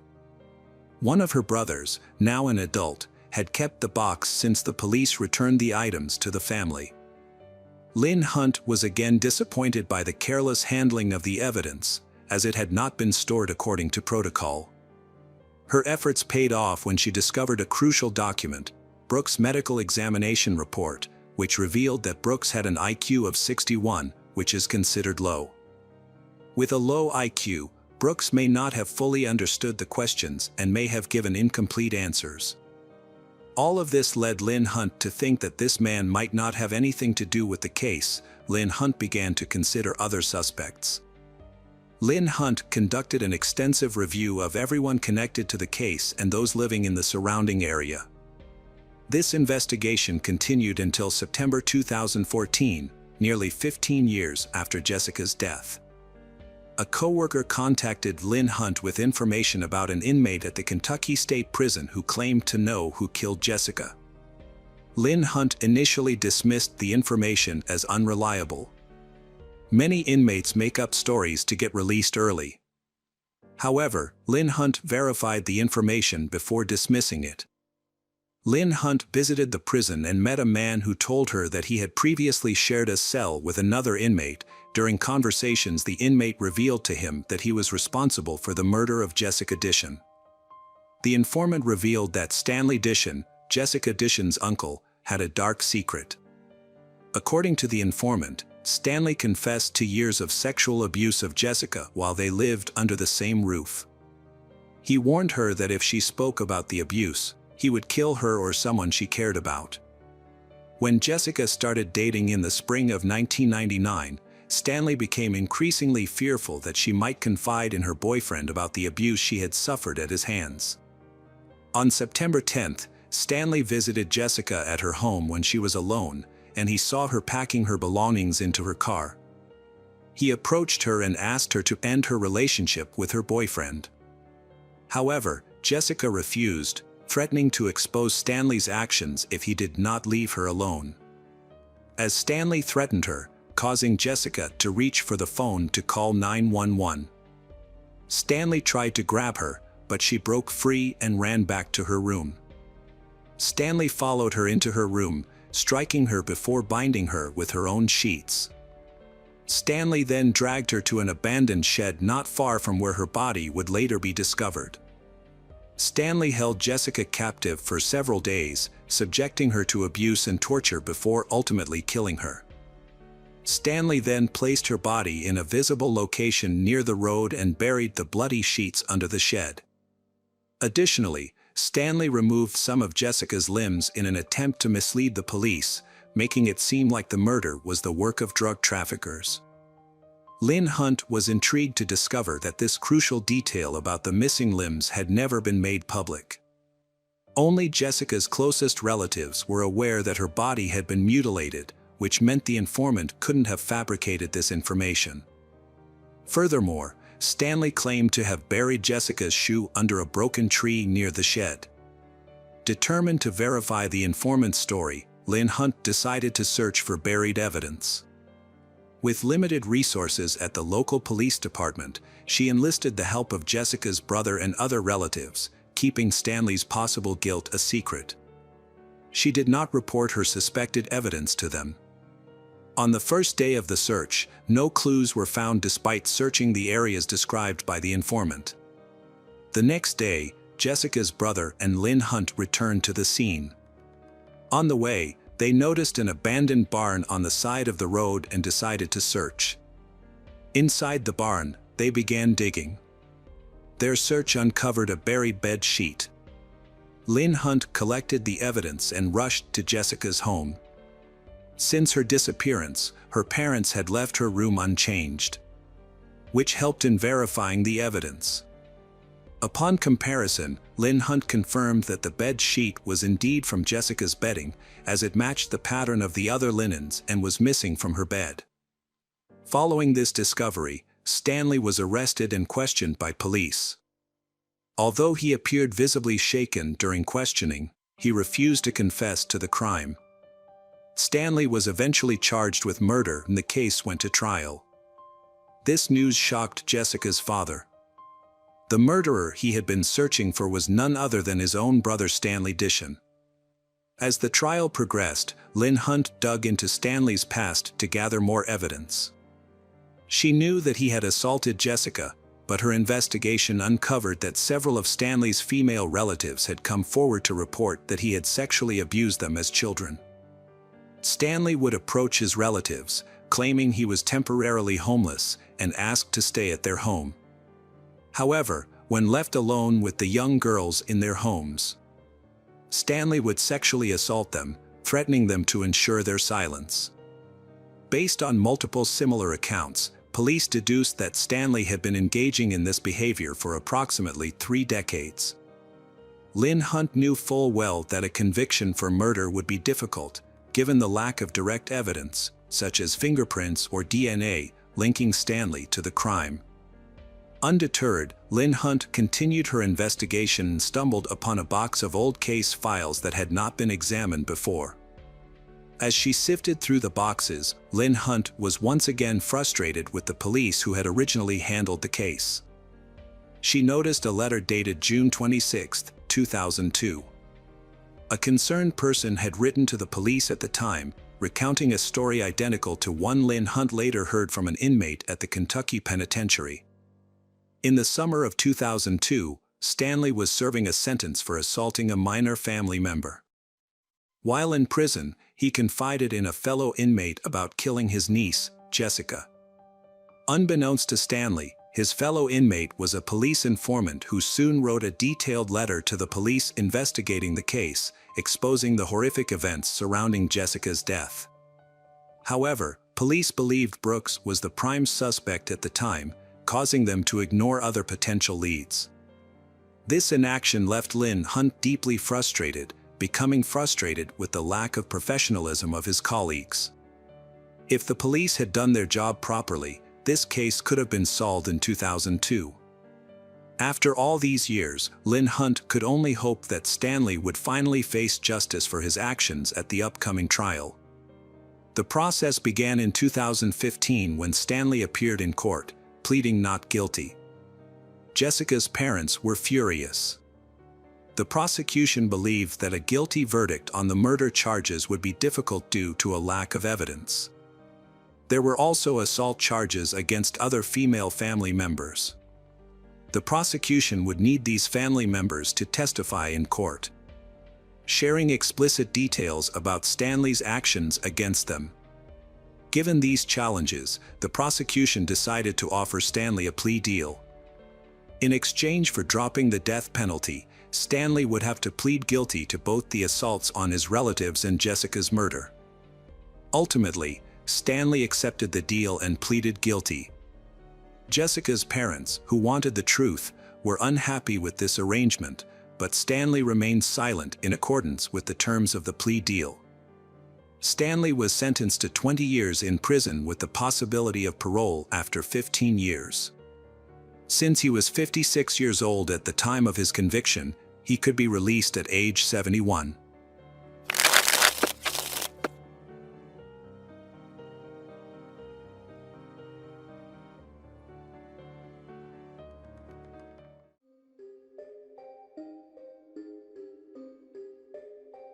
Hi there, investigators. It's time to uncover the truth behind another case. The case of Candy Rogers. Candace Rogers, also known as Candy, was born on July 18, 1949, in Spokane, Washington. She was an only child in her family, and soon after she was born, her parents divorced. Despite this, Candy maintained a close relationship with her father. Her father lived in the same city, so she got to see him frequently. Candy was a bright and cheerful child who loved spending time outdoors with friends, exploring nature, and playing with her dog. She had a strong desire to join the Campfire Girls, a well-known organization that provided girls with opportunities to learn new skills, go on hikes, and form lasting friendships. In 1959, at the age of 9, Candy finally got the chance to join the Campfire Girls, and she was overjoyed. As a member of Campfire Girls, one of her responsibilities was to sell mints door-to-door in her neighborhood. The organization provided her with boxes of sweets to sell. On Friday, March 6th, Candy planned to sell mints after school. After returning home, having dinner, and playing with her dog, she packed 8 boxes of mints and set out around 4 p.m. Candy had a plan to go door-to-door in her neighborhood, offering sweets to her neighbors. To avoid duplicating efforts, she and the other girls in the area had assigned specific streets to visit. However, when Candy failed to return home by 6 p.m. as expected, her mom started to worry. As night began to fall, her mom and grandfather set out to search for her, scouring the neighborhood streets but finding no sign of Candy. Soon, some family friends and neighbors joined the search, but despite their combined efforts, no one could find any trace of Candy. At this point, her mom decided to call the police for assistance. By the time the police arrived, the streets were dark, and something might have happened to Candy. The police began their investigation by questioning the neighbors and soon discovered that Candy had only sold 1 box of mints, suggesting that something might have occurred shortly after she left her house. A resident reported suggesting that something might have occurred shortly after she left her house. A resident reported seeing a girl matching Candy's description on a nearby street around 6:30 p.m. This was unusual, as Candy's mother had already begun searching for her by that time. Candy's grandfather had a strange experience as well, which occurred when he searched for her on the very same street. He narrowly avoided being hit by a speeding green 1953 Ford, which struck the curb. Unfortunately, he couldn't see the license plate number. The police issued a detailed description of the vehicle and initiated a search, but so far they have not been able to locate it. Later, around 9 p.m., several mint boxes were found scattered along the road near a bridge. These boxes belonged to Candy, increasing concerns for her safety. The police focused their search in this area, thoroughly searching both riverbanks and a small wooded area on either side. Despite an all-night search, Candy was not found. By morning, news of her disappearance had spread through local newspapers. And soon the case was being covered by statewide media.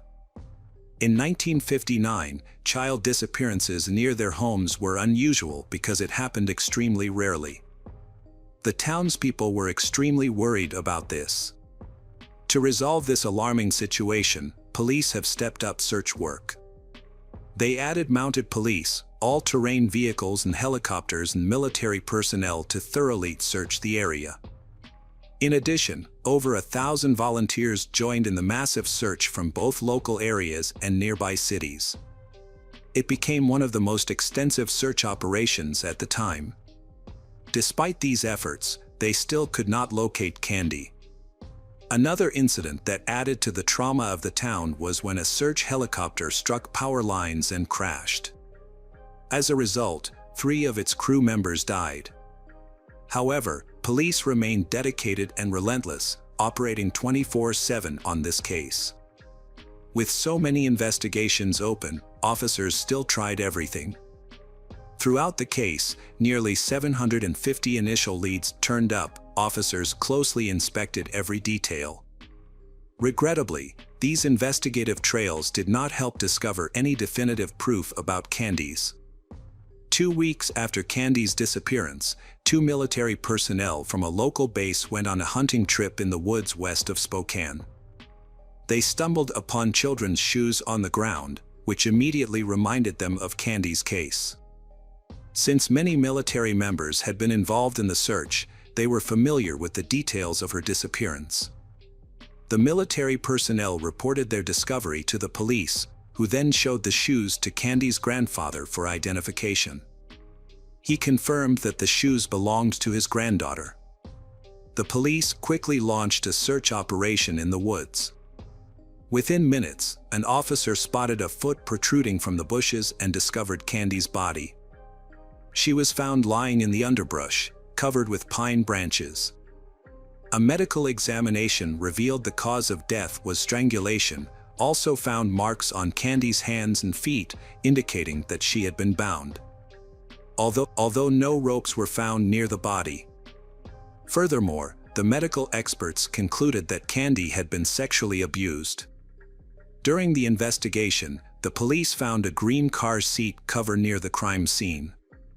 Additionally, a small purple stain was discovered on Candy's clothing, which smelled like grape-flavored chewing gum. However, the police were unable to establish any connection between the stain and the crime. The police searched for any possible clues to find the killer. They examined incoming tips and investigated hundreds of individuals, including neighbors, suspicious characters, and previously convicted criminals.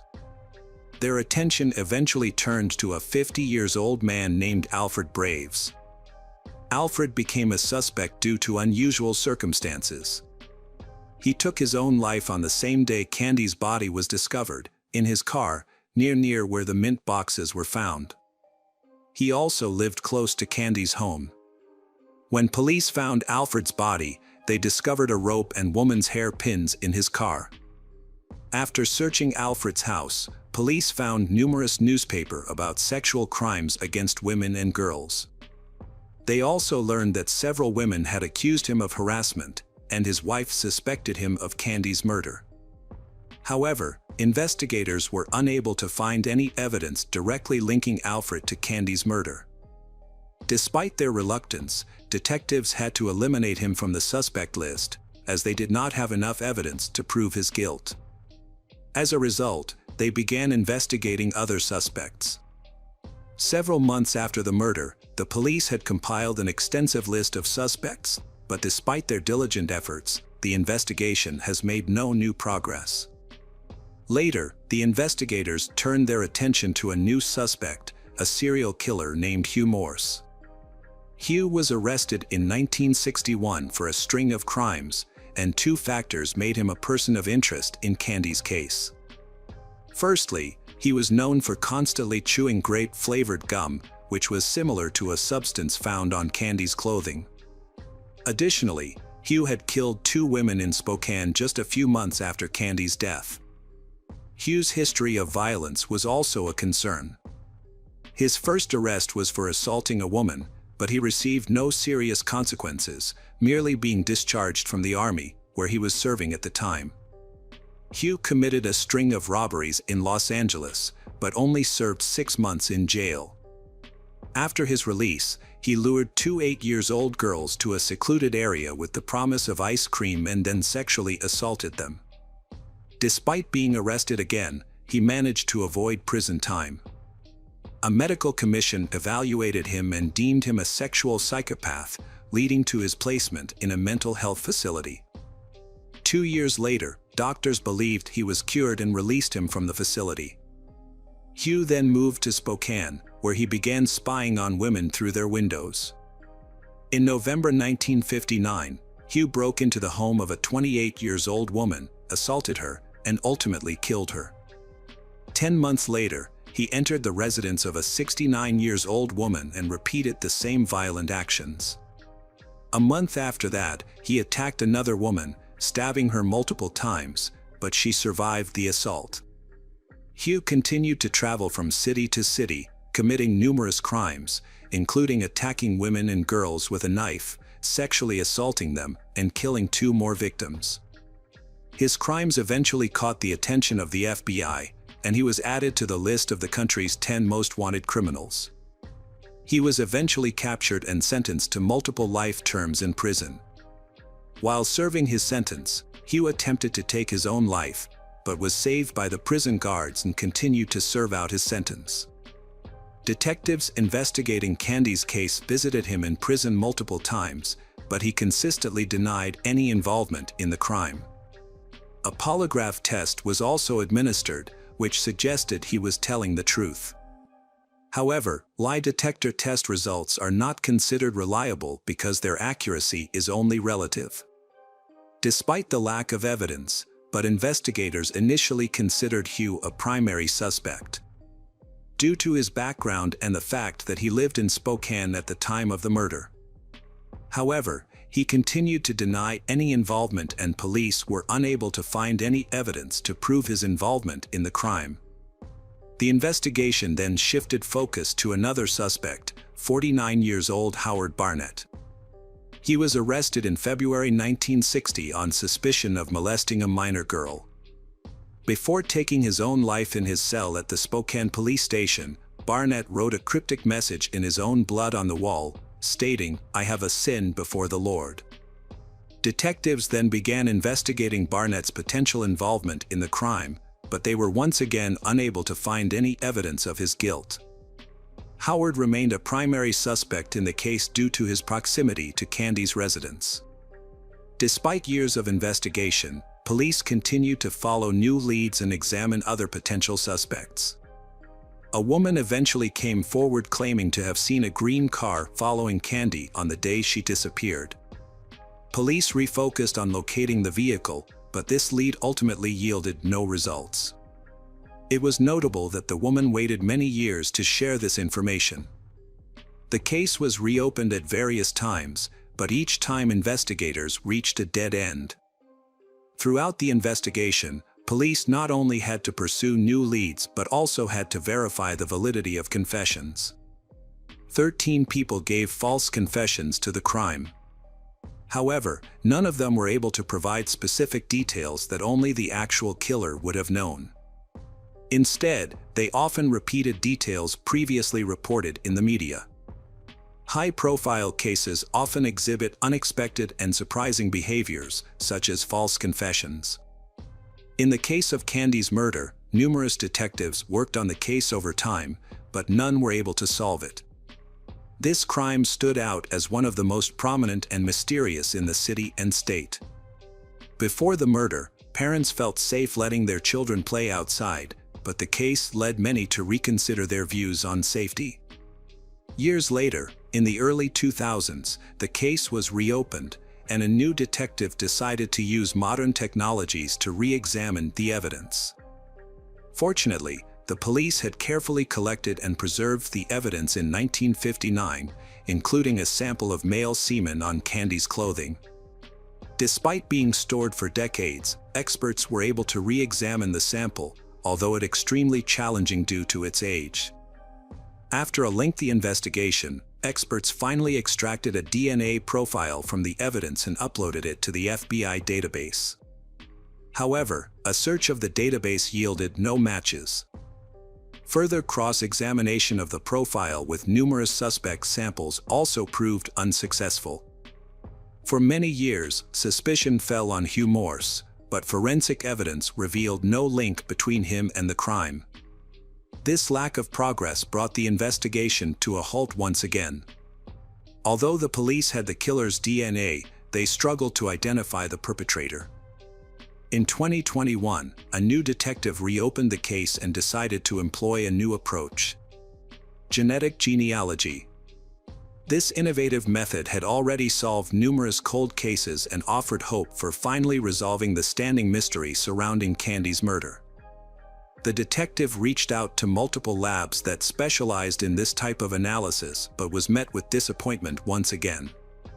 To use this method, experts needed the original DNA sample, which was a challenge.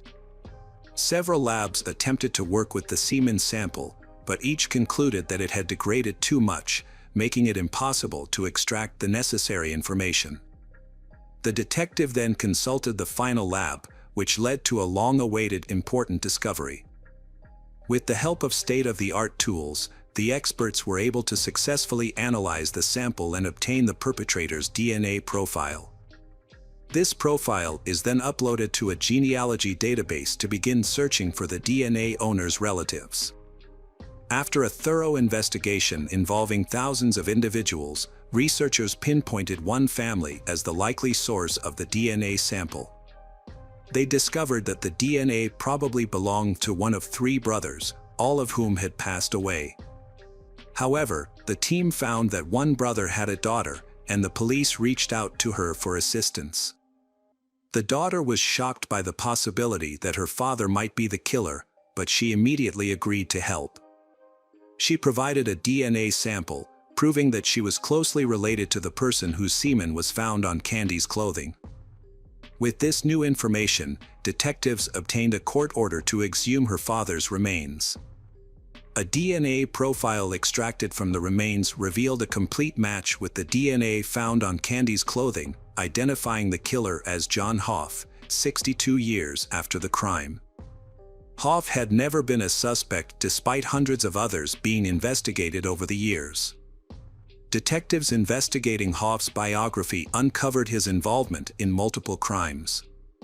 At the time of Candy's murder, Hoff was 20 years old and lived close to her house, less than a mile away. He was also a soldier in the army, stationed at a nearby base, where Candy's body was found. 2 years after the murder, Hoff attacked another woman, binding and sexually assaulting her before attempting to kill her. However, the woman survived the attack. Following his arrest, Hoff received a 6-month prison sentence and was dishonorably discharged from the army. After his release, Hoff started a family, having 2 sons and 2 daughters, and he living an ordinary life.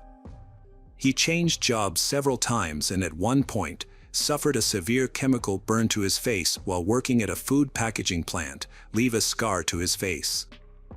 Hoff's life ended in June 1970, 11 years after Candy's murder, when he took his own life without leaving a note. Further investigation revealed that Candy might have known Hoff, as she was friends with his 10-year-old sister at the time.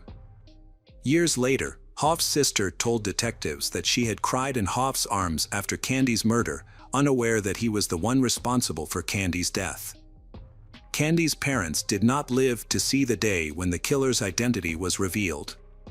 Her mother passed away in 2006, and her father had taken his own life in 1963, 4 years after the tragedy.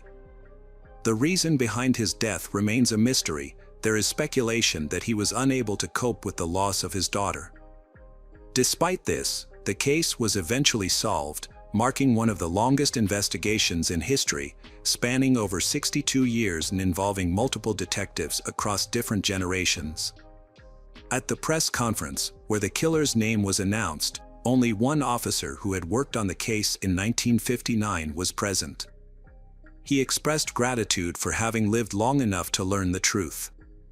Hoff's daughter initially struggled to accept that her father had committed such a horrific crime.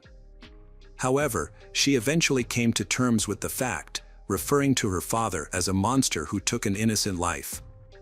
She expressed regret that he was not held accountable during his lifetime. A chilling coincidence is that Hoff took his own life when his daughter was 9 years old, the same age as Candy was when she was killed.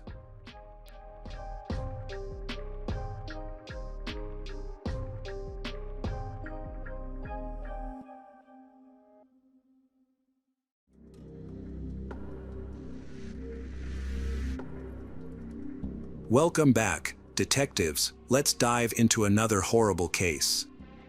The case of Chad Amelia. Chad Amelia was born in 1992 in Santa Clara, California, USA. His parents, of Irish descent, married young and then moved to the United States.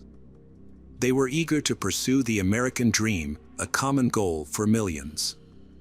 When they arrived in the United States, they found themselves isolated in a foreign country, with no one nearby to support them. Communication with relatives was only possible by phone. Despite the distance, the couple and their children remained determined and did not return to Ireland. Chad grew up with his younger brother Shane. They got along and supported each other from a young age. Following the example of their parents, difficulties shaped their characters, making them kind and fair. Both boys were always ready to help others in need. Chad, the eldest, was especially hardworking. He played baseball and football in high school, and when a coach noticed his talent, he was given a spot on the school team. This opportunity fueled his passion for sports, and he became a talented football player. After graduating from high school, he attended California State University, Chicago, graduating in 2018. Soon after, he joined Camarilla, an accounting firm. At the same time, he continued his studies in economics to improve his accounting skills. Known for being sociable and kind, Chad easily connects with people. One spring day in 2018, 20-year-old Chad was walking his dog in the park when he unexpectedly met Bryn Spetcher, a smart, friendly, and determined 27-year-old girl. Like Chad, Bryn is from Chicago, Illinois. She moved to Washington when she was older, making some changes to pursue her education and find a good job. Bryn was born with hearing problems and was nearly deaf from a young age, forcing her to wear a hearing aid. This made her feel out of place in the educational environment, leading to various challenges.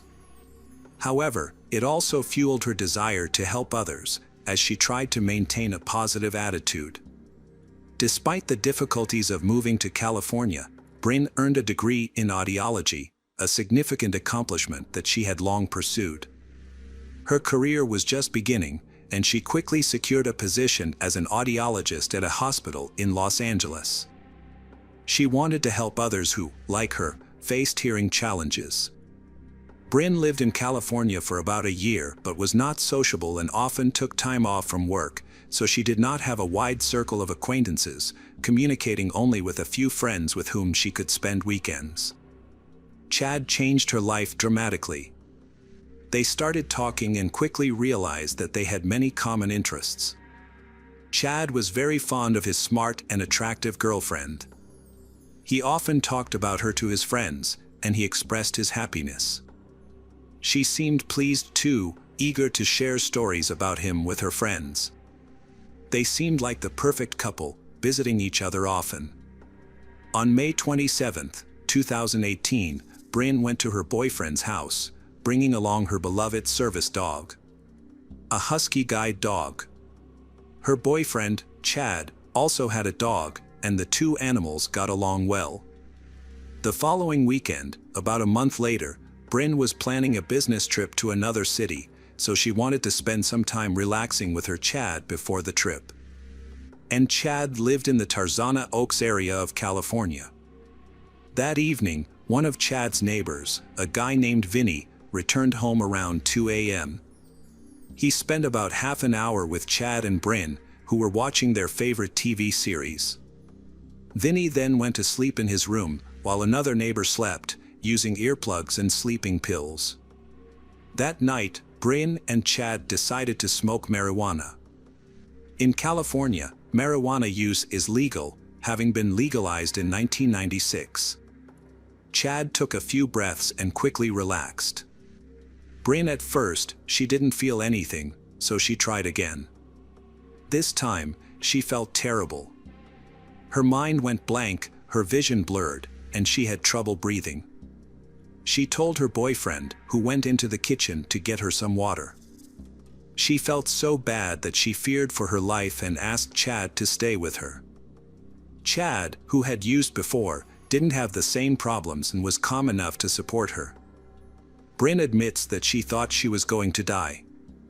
She began hallucinating about dying in pain and felt like she wouldn't survive the night.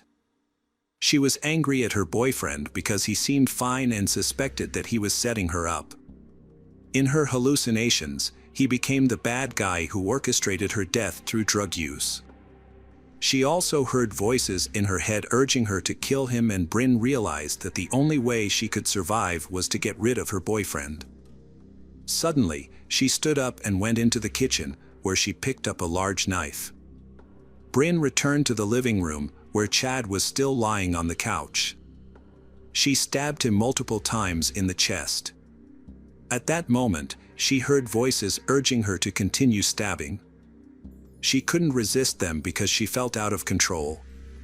Bryn experienced a fierce cruelty and aggression she had never felt before. The hallucinations continued, and with each stab, she felt relief. Meanwhile, the neighbors were in other rooms on the second floor. One was fast asleep and didn't hear anything. The second neighbor, Vinny, heard some rustling from downstairs, but there was no loud noise or screaming, so he didn't think much of it. Vinny assumed the couple was watching TV. After a while, he heard Chad's voice asking Bryn to leave him alone and call for help. The voice got louder and more frightening, which scared Vinny. To find out what was going on, he started going down from the first floor. When he walked in, the first thing he noticed was the frightened dogs. When he entered the room, he saw the furniture scattered everywhere. In the living room, Bryn had a knife in her hand, covered in blood. Chad lay there, wheezing, his eyes wide with horror as he looked at Vinny. Chad's hand was slashed by her, defenseless, but Bryn, in her frenzy, stabbed him with a kitchen knife. A large gash across his chest that Bryn continued to attack with a look of fury on her face.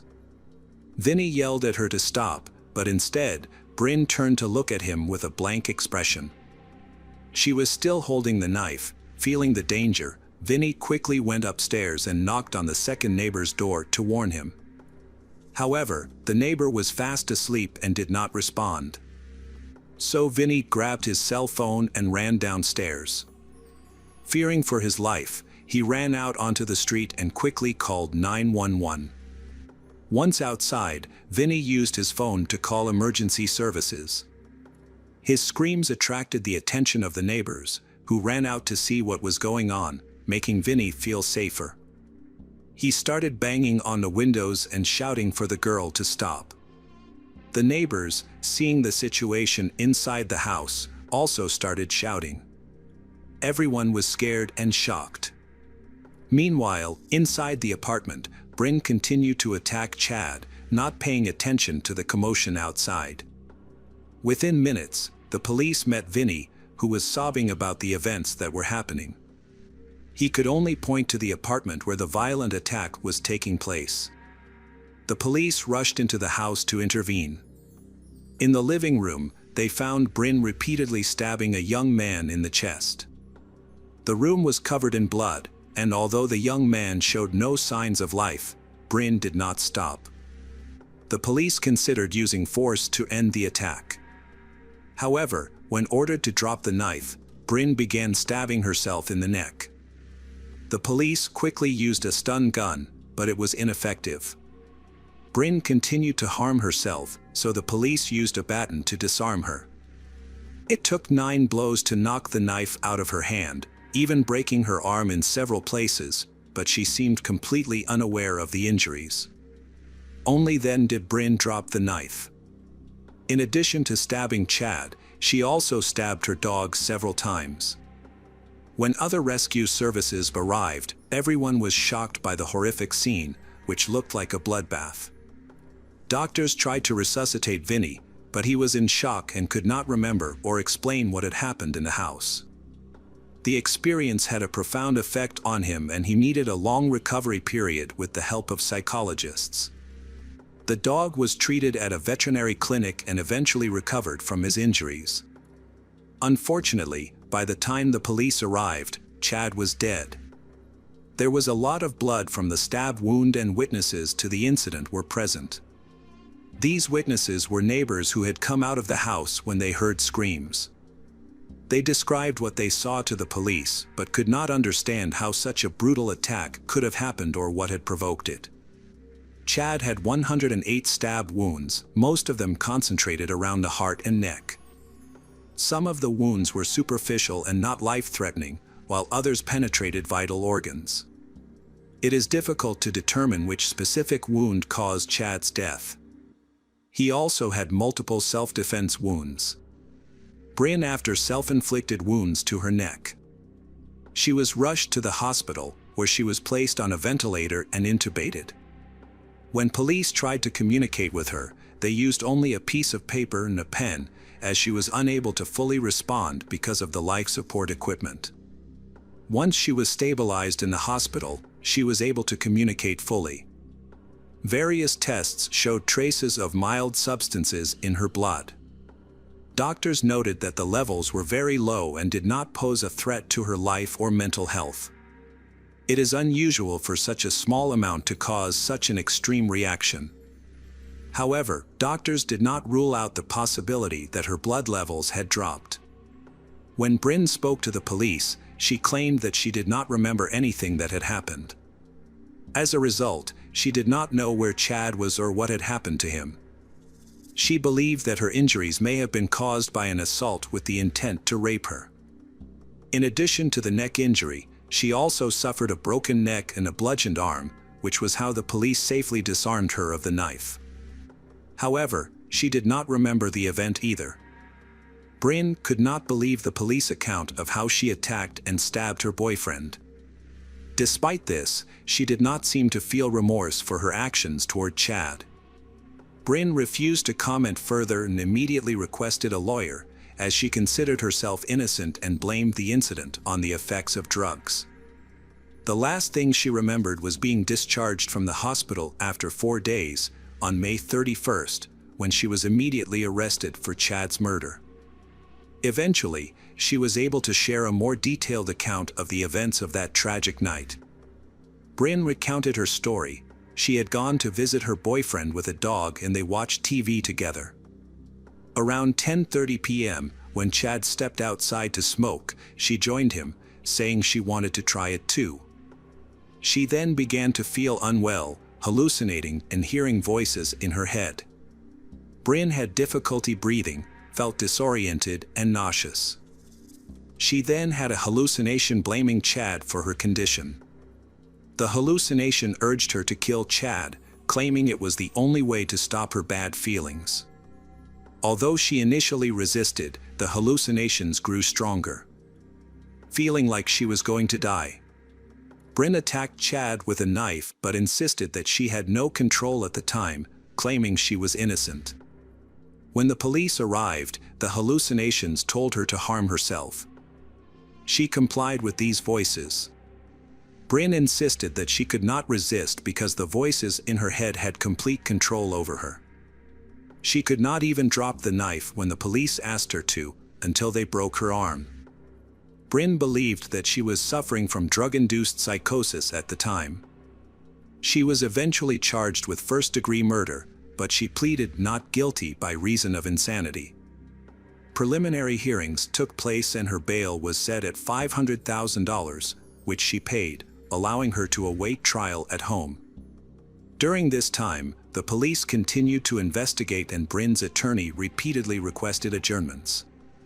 And Chad's murder trial was set for October 23, 2023, but a new district attorney took office a month earlier, causing further delays. The trial finally began on November 9, 2023. The new prosecutor reduced her charges to manslaughter, which shocked the victim's family. They could not understand how someone could accidentally stab the victim more than 100 times. Remarkably, all of this took so long that Chad's mother did not live to see the trial and never saw justice. She passed away in 2020. The court psychiatrist concluded that Bryn suffered from a psychotic disorder caused by smoking. This decision was supported by other experts, and according to the prosecution, they did not have enough evidence to refute this conclusion. During the trial, Chad's family insisted that it was a deliberate massacre and demanded punishment. The defense argued that Bryn's behavior showed signs of psychosis. She was not aware of her actions, first stabbing her boyfriend and then hitting him multiple times. A police officer using a stun gun was unable to stop her, and they were only able to take the knife away after breaking her arm with 9 blows from her baton. This behavior showed that she was psychotic. However, according to Bryn, she understood what was happening. She remembered everything and claimed that she saw the murder as the only way to survive. She was aware of her actions and made her own decisions, despite experiencing hallucinations. Her arguments were strongly opposed by her attorneys. As a result, the defense continued to delay the trial, which lasted for 5 years. The main issues in dispute were whether there was intent to kill Chad and whether Bryn used the drug voluntarily. Under California law, a person can be held responsible for such crimes while under the influence of drugs or alcohol if it can be proven that the use was voluntary. If the drug was coerced, the killing is considered unintentional. This must be proven. The prosecution pointed to numerous letters from the girl, in which Bryn repeatedly told friends that she had been drinking. She also mentioned smoking occasionally, suggesting that this was not her first time using.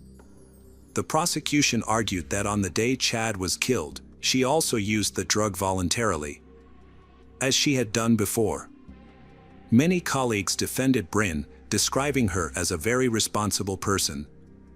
She had no criminal record and no one could testify that she was capable of causing such a psychotic episode. However, this claim seems dubious, given her medical history, which should have made her aware of the potential consequences. She defended herself by saying that she was unsure what drugs her boyfriend had smoked and given her that night and believed he had given them to her intentionally. No other drugs were found in his home. Bryn's parents defended her, claiming that she had no romantic relationship with Chad and that she was acting in self-defense against harassment. They attempted to portray her as a heroine. However, friends on both sides disagreed, saying that Chad and Bryn had been together for nearly 2 months, had an intimate relationship, and that everyone knew about it. Chad's relatives denied any allegations of violence against him. They described him as respectful of women and noted that although he had a smoking habit, which his parents had advised him to quit, it was legal and had never caused any problems. They insisted he was not aggressive, so they did not believe he would attack his girlfriend. Throughout the trial, Bryn showed no remorse for what had happened. The only time she cried was when the brutal details of her arrest were described. She could recall the intense pain of being beaten with a baton. The case was complex, controversial, and attracted considerable public attention. Many were puzzled as to how a seemingly kind-hearted girl, dedicated to helping others, could commit a brutal murder. The jury then deliberated on the verdict. The jury then found Bryn Spejcher, 32, guilty of manslaughter. Bryn showed emotion for the second time during the trial. She covered her face with her hands and sobbed. At that point, she was focused only on her sentence. She did not care that she had caused serious harm to her loved one. Bryn simply did not want to take responsibility for her actions. Chad's father spoke to reporters, expressing his frustration with the justice system's decision, which he considered unfair. He also pointed to inconsistencies in Bryn's testimony. She contradicted herself. For example, she initially described her boyfriend as a nice young man who was easy to talk to. However, when the subject of smoking was brought up, Bryn admitted that she had always been afraid of him and then began to deny that they had a relationship.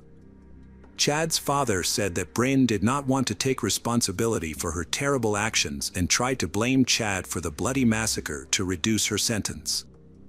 The father could not believe that the court would seriously consider that a person could accidentally inflict more than 100 wounds on another person. His son's death was not simple or painless. Chad had suffered a lot, and now the killer was trying to blame him with lies. During the trial, the prosecution argued that Bryn smoked of her own free will, and Chad had never forced her to take drugs when she did not like them. However, psychiatric experts confirmed that Bryn's psychosis was caused by the drug. This was one of the first cases where a voluntary user was justified in using drugs. And while awaiting the verdict, the girl was released on bail. On January 24, 2024, Bryn Spetscher was sentenced to 2 years of probation in order to complete 100 hours of community service. The judge justified the lenient sentence by stating that Bryn was not in control of his actions during a psychotic episode, making a reduced sentence appropriate. The attorney applauded the court's decision, calling it the right thing to do. However, Chad's father was unhappy with the ruling, arguing that the judge had set a dangerous precedent. He said the decision implied that marijuana users in California were being given a license to kill.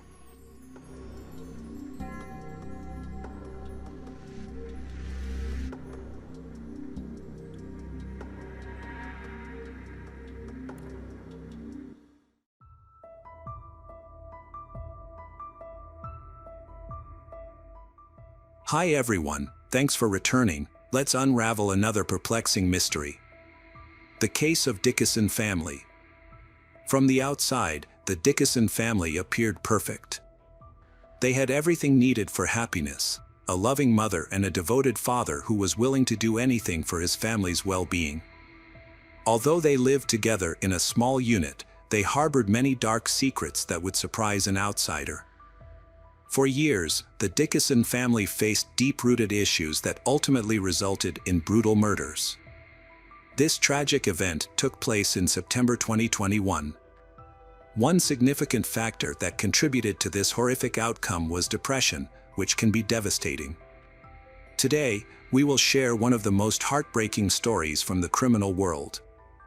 Lauren Dickinson, who lived in South Africa. She had a difficult childhood that made it hard for her to connect with teachers and other children. As a result, she often felt isolated and was frequently excluded from holidays and birthday celebrations. This experience contributed to mental health issues that began during her teenage years. Lauren is very anxious and struggles to control her emotions, always seeing threats in everyday situations. Despite her difficulties, she has had a passion for medicine since she was a child. After finishing school, she went to university and eventually became a general practitioner. In the following years, while working, Lauren met Graham, an orthopedic doctor, and they began dating. Despite their different medical specializations, they quickly developed a close bond and fell in love. Graham was outgoing and sociable, which complemented Lauren's more reserved nature. Their relationship seemed harmonious as they balanced each other's weaknesses. With Graham's influence, Lauren became more cheerful and open. They got married in May 2006. At that time, they lived in Pretoria, South Africa, where they built a house on nearly a hectare of land. The house had 4 bedrooms, a gym, a swimming pool. As they started their married life, Lauren shifted her career focus to gynecology and neurological diseases. However, almost from the beginning of her attempts to get pregnant, she decided to put her career on hold to have children. In 2012, Lauren returned to work at the medical center, but she was no longer a practicing physician. Instead, she became a part-time manager and her husband's assistant. The couple faced challenges conceiving due to health issues. Despite these difficulties, they were eager to have children. In 2013, they sought help from fertility specialists. After successful treatment, they welcomed a baby girl named Sarah, but she was born prematurely at 18 weeks. Sadly, Sarah did not survive. The loss was a shock to Lauren, who grieved every day for the next 2 months. The couple continued to consult with fertility specialists but continued to face challenges conceiving. Lauren underwent 17 rounds of IVF, often with low success rates. They eventually decided to use donor eggs in their first daughter, Leanne. was born. The family was very anxious during the pregnancy. Lauren feared another negative outcome and the possibility of losing the baby again. After Leanne was born, Lauren suffered from mental health issues. In 2015, doctors diagnosed her with anxiety, postpartum depression, and major depressive disorder when Leanne was just 18 months old. In response to the situation, Graham took a leave of absence to care for their daughter, and other family members stepped in to help. Following the doctor's advice, Lauren managed her illness with medication. Despite the challenges, the couple remained hopeful about having a second child, and after a few years, Lauren became pregnant again. An ultrasound revealed that she was expecting twins, which excited the parents as their family was set to grow. However, during the examination, they learned that one of the girls had a cleft palate, which caused Lauren significant anxiety. Fortunately, it was later discovered that the condition was not as serious as initially thought, which brought relief to Lauren's family. In 2018, twins Maya and Carla were born earlier than expected when they were in their 5th month. A successful surgery to correct the birth defect was performed. The family handled the ordeal well. After the surgery, Lauren and Graham decided to hire a nanny to help care for the family. The issues surrounding the birth left Lauren feeling anxious and compounded by panic attacks. Her husband Graham described her as an extremely anxious mother, constantly worrying about their children. Lauren was overprotective, often watching their every move, which irritated the kids. Despite these challenges, they managed to overcome many of the difficulties. The Dickinson family was relatively well off, allowing them to hire a maid, gardener, and nanny to help ease the stress on Lauren, who struggled with her mental health. By 2020, the Dickinson family had sold their house and land and moved abroad. They chose to rent a comfortable apartment. This new living situation has significantly improved their family relationships. For the first time in 10 years, Lauren stopped taking antidepressants. By March 2021, she was off all medications and had good mental health. This positive change inspired her to start doing CrossFit at least 3 times a week to stay in shape. In addition, she overcame her eating disorder. This change gave her a more positive outlook on life.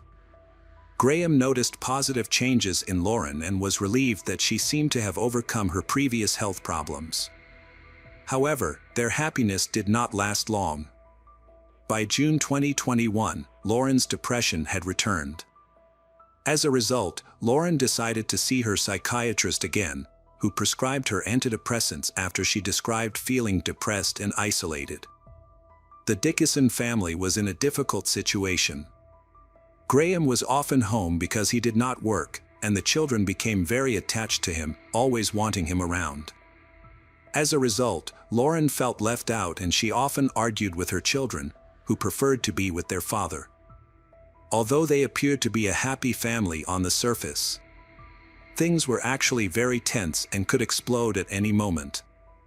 In July 2021, South Africa experienced a series of riots that heightened Lauren's anxiety. The violent protests triggered panic within her family, prompting them to quickly decide to move to New Zealand, which they saw as a quieter and safer place. This move was also strategic, as Graham's parents lived there. However, their hopes were met with numerous challenges. Immigrating under such circumstances carried the risk of being denied a residence permit due to chronic illness or health conditions. To hide her struggles from the authorities, Lauren stopped taking her antidepressants shortly before the move. Her psychiatrist had told her that she was stable and no longer needed medication. Nevertheless, the pressure of the immigration process caused Lauren significant stress, worsened by her insomnia. She was only getting 2 hours of sleep each night because of the increased workload. Before the move, she began taking another medication in August 2021. The Dickinson family left South Africa on August 2nd. Lauren later described the trip as one of the most difficult times of her life, filled with anxiety about their future in New Zealand. Upon arriving in New Zealand, they settled in Timaru, a quiet town of about 30,000. The family's struggles continued. Their living conditions in New Zealand were not much better than in South Africa, with frequent power outages. In addition, Graham had to return to work earlier than expected, adding to the Dickinson family's stress. Graham started working at a hospital in Timaru and started his shift. Lauren hoped that they would have more time to deal with the challenges of moving house and adjusting to a new.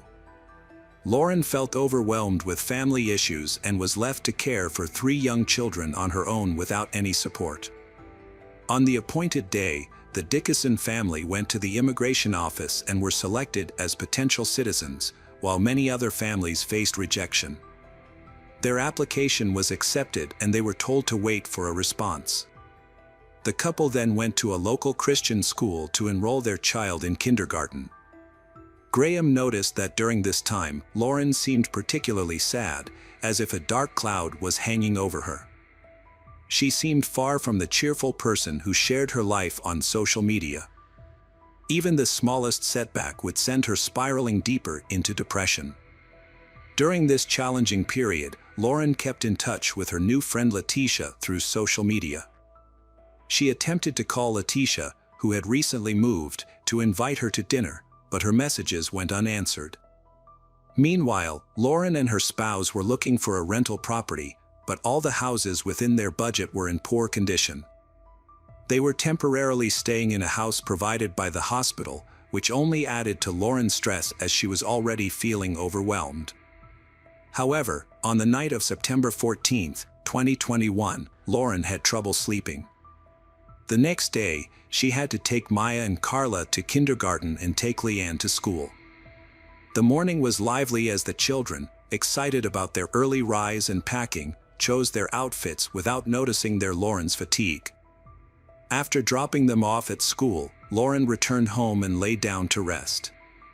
At 10:47 a.m., she received a photo from her kindergarten teacher showing her twins eating lunch at their table. Then Lauren cleaned the house, organizing her belongings because her family had just moved here. After running errands all day, Lauren picked up the girls from daycare and school around 3 p.m. and took them to the playground. Later, at home, Carla threw a tantrum because she missed their dad, who was at work. The other twin, Maya, had recently fallen out of bed and hurt her stitches. The girls cried so much that Lauren felt like a bad mother, trying to comfort them when they ignored her attempts to comfort them. Lauren cooked chicken nuggets for the children, but they were not satisfied with the meal. This led to a breaking point for her.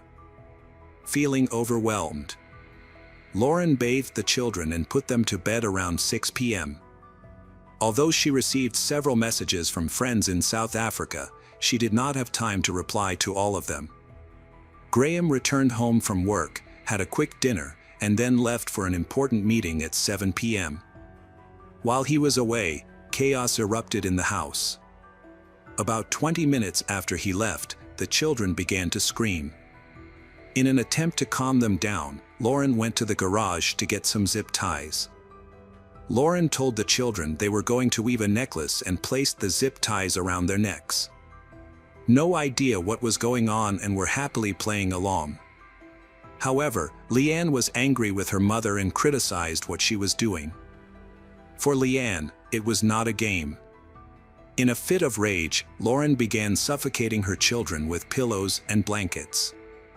She said that she was very sick and would soon die, and that she was killing her children because she was afraid that no one would take care of them. After Lauren believed the children were dead, she attempted to end your life. Lauren cut herself with a knife, but the blade was too dull to cut deeply. Ultimately, she resorted to pills, consuming several large doses of various medications. But these were not enough to end her life. In a moment of confusion, Lauren collapsed on the kitchen floor, lost in her thoughts about her actions. At that moment, Graham came home. He noticed something was wrong with her and asked if she was okay, but she responded in a way he couldn't understand. Sensing something was very wrong, he rushed upstairs to check on the kids. Going up to the room, he hoped everything was okay, but instead, he found the lifeless bodies of his children on the bed. The horrifying reality unfolded before his eyes. In desperation, he sought help. With the help of colleagues at a nearby hospital, he ran out into the street to meet one of them. As he closed the door behind him, the last thing he saw was Lauren lying on the floor with her eyes closed. He didn't know if she was alive, his only concern was his daughters. So he didn't check on Lauren. A friend at the hospital tried to revive the children, but their efforts were in vain.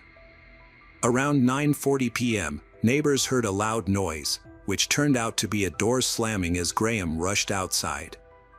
Soon after, they heard sobbing and screaming coming from the house. Graham approached the house and admitted that everything was his fault. He was distressed about leaving the children with their mother, who was not mentally stable. Neighbors called emergency services, and the police and ambulance arrived around 10 p.m. Officers discovered the bodies of the murdered children in the house. The twins, Maya and Carla, aged 2, and their 6-year-old, Leanne, had been killed. In the kitchen, police found Lauren alive and conscious. She answered their questions but spoke very softly. The Lauren appeared to be in shock. The police discovered shallow cuts on her hands and forearms. When asked if she had used any illegal drugs that evening, she denied it. Later, police found 9 medication bottles in her trash, along with a package containing hundreds of cable ties. A toxicological examination revealed that her blood did not contain any illegal drugs or alcohol, but it did show high levels of antidepressants, sedatives, and other medications. 40-year-old Lauren was promptly arrested and taken to the hospital for help. The brutal murders of the Dickinson family shocked the local community and then spread throughout New Zealand and South Africa. The nanny who worked for the family was speechless when she heard the news. She struggled to accept that it was true. In an interview, the nanny described Lauren, Graham, and their children as an ideal family, saying that she had never witnessed any arguments or conflicts within their household. The nanny firmly believed that Lauren loved her children deeply. She last saw the children in June 2021, when the Dickinson family was excited about moving to New Zealand. After Lauren was taken into custody, Graham had to return to South Africa because his visa was expiring in December 2021. He later returned to participate in the trial. He communicated with Lauren and found it hard to believe that she had harmed the children. The day after her arrest, Lauren woke up in the hospital. She was in disbelief about her situation and was even more shocked, and the police entered her room and accused her of killing 3 girls. On September 18th, Lauren Dickinson was officially charged with triple murder. Lauren admitted to the crime but stated that she did not want to harm her children. She explained that her actions stemmed from her mental instability and the overwhelming challenges she faced as a mother. Lauren expressed feelings of inadequacy in her parenting, struggling to manage her children, who were often screaming. Eventually, the stress became unbearable for her. She recounted how she killed her children, first Carla, then Leanne, and finally Maya, using pillows and blankets to suffocate them. Although Lauren denied experiencing auditory or visual hallucinations, her lawyer requested a psychiatric evaluation following the preliminary court hearing. During this time, Lauren refused to eat and lost weight, dropping to 47 kilograms. Her physical and mental health issues delayed the case for a month, leading to the rescheduling of the hearing for July 2023, nearly 2 years after the tragic events. In court, Lauren's lawyers sought to focus on her mental health struggles as part of their defense strategy. New Zealand law is very lenient towards those who commit crimes against children, especially in cases of manslaughter, where the offender can receive a suspended sentence. It was important for the defense to show that Lauren's actions were a response to extreme stress, showing that she considered killing her child a form of self-defense. The trial began on July 17, 2023, and lasted 4 weeks. Attorneys have said that Lauren had suffered from years of health problems and struggled with depression. Her mental health struggles led her to consider killing her daughter as a way to deliverance. Tensions had recently escalated between Lauren and her children. They often disobeyed her, which led her to resort to physical punishment and consider sedatives. During the trial, Graham revealed that Lauren had raised concerns about the children's safety on 3 separate occasions, but he had not taken them seriously. Each time he left the house, he felt remorse. In May 2019, Lauren expressed a desire to smother their daughters with pillows. In July 2011, she mentioned wanting to cut their femoral arteries in the bathroom. Despite these alarming statements, they were not considered serious at the time. Lauren has a hard time managing her spoiled twins, expressing her frustration by saying, "Children drive she crazy. They are wild, brazen, and disobedient. She tired of them. She wish I could start over and make different choices."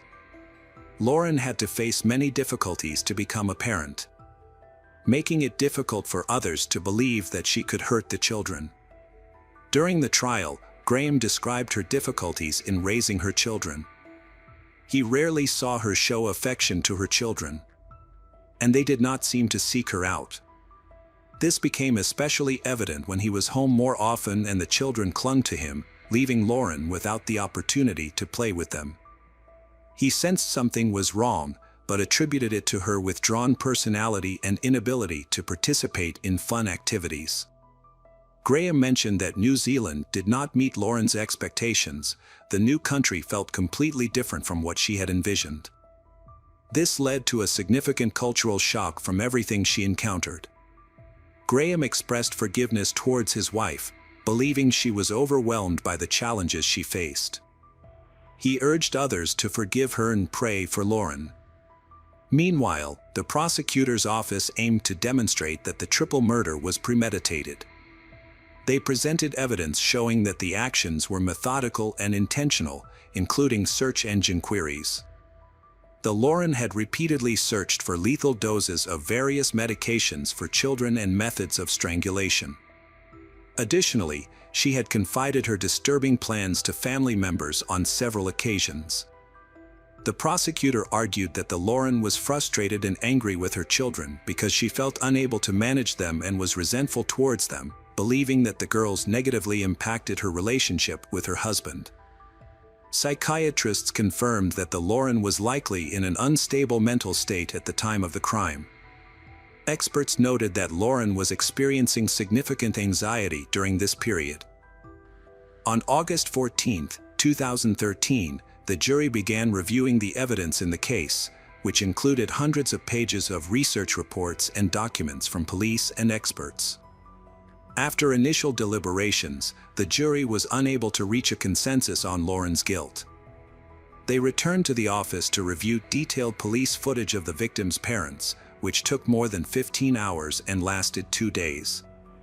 On August 16, after a hearing at Christchurch, Lauren's attorney, and Tui, said the best place for Lauren to serve her sentence was in hospital, a placement that all 3 mental health professionals who evaluated her agreed with. Lauren Dickinson will be detained at hospital pending assessment before a sentencing date is finalized.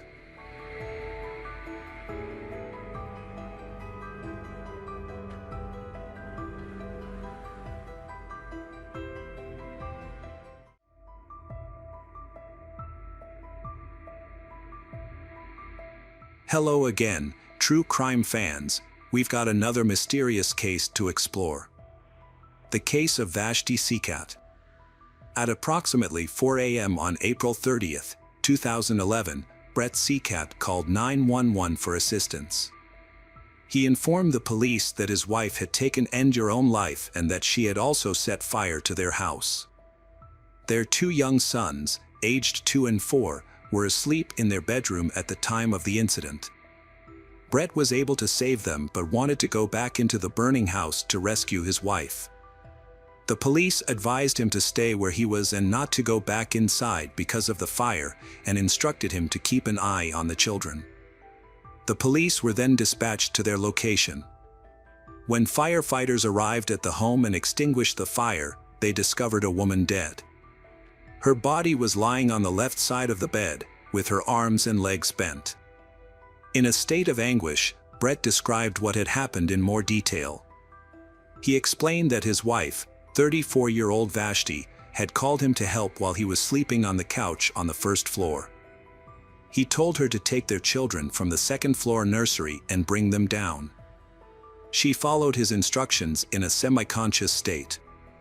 He believed his wife was unwell and that their children in the next room were disturbing her. Suddenly, he heard a loud slamming of the bedroom door, followed by flames coming from upstairs. Worried by the strange noises, he went upstairs to check on her and found his wife unconscious on the bed, bleeding. He held her tightly, but she was unresponsive. When he tried to lift her up to get her out, the flames around them made it impossible. Brett decided to prioritize saving the children. He went downstairs, got his sons out of the house, and put them in a car for safety before calling 911. He suspected his wife had set fire to the bed and shot herself while he was on the phone. Ignoring police warnings, he went back into the house to save her. Covering his face with a wet towel, he carefully moved into the smoky darkness, but the flames forced him to retreat. He believed his wife suffered from depression and dark thoughts, which may have led her to set herself on fire. He felt guilty for not being able to help her, but he was unclear about her motives for these tragic events. Despite her troubling thoughts, she was primarily concerned about her children's safety. This concern led her to ask her husband to take them away before she took her own life. However, the reason for starting a fire afterward remains unclear, and no one seems to have an answer. When police examined the scene, they discovered several intriguing details. They found a canister of gasoline next to the bed, suggesting that the fire was deliberately set. The position of the gun raised several questions. It was found under Vashti's body with the barrel pointing downward, which made it unlikely that she could have shot herself in that way. Police searched through her purse and discovered a note listing various expenses. The first item on the list was funeral, with an amount of $15,000 next to it. Other expenses included a mortgage, a car, and education, all categorized as life insurance. This suggests that the Vashti may have planned for her death and specified which expenses her life insurance would cover. On the passenger seat of Vashti's car, her notebook was located. Inside, there was a handwritten note filled with distressing messages. "She can't do this. She can't fight this. Take care of our boys. Be nice to Brendan. Talk to Bronson and support them both, letting them know that Mommy loves them. Every night I take care of Bronson is so wonderful. Mommy is so proud of you. Be a good big brother, Brendan. Stay strong and never lose that smile. I love you both and will watch over you from heaven." Neighbors shared some details about the situation. One neighbor, who couldn't sleep that night and was watching TV, reported hearing gunshots around 3:15 a.m. She noted that Brett didn't call 911 until 3:57 a.m., which raised questions about why he waited 42 minutes to seek help. Vashti's body was sent for an autopsy. A forensic pathologist determined that the cause of death was a gunshot wound to the head and confirmed that her death was not due to fire or smoke, as these occurred later.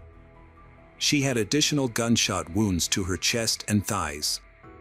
A toxicology report found no signs of alcohol or illegal substances in her system. A few days after Vashti's death, a funeral was held in front of the house where the fire had started.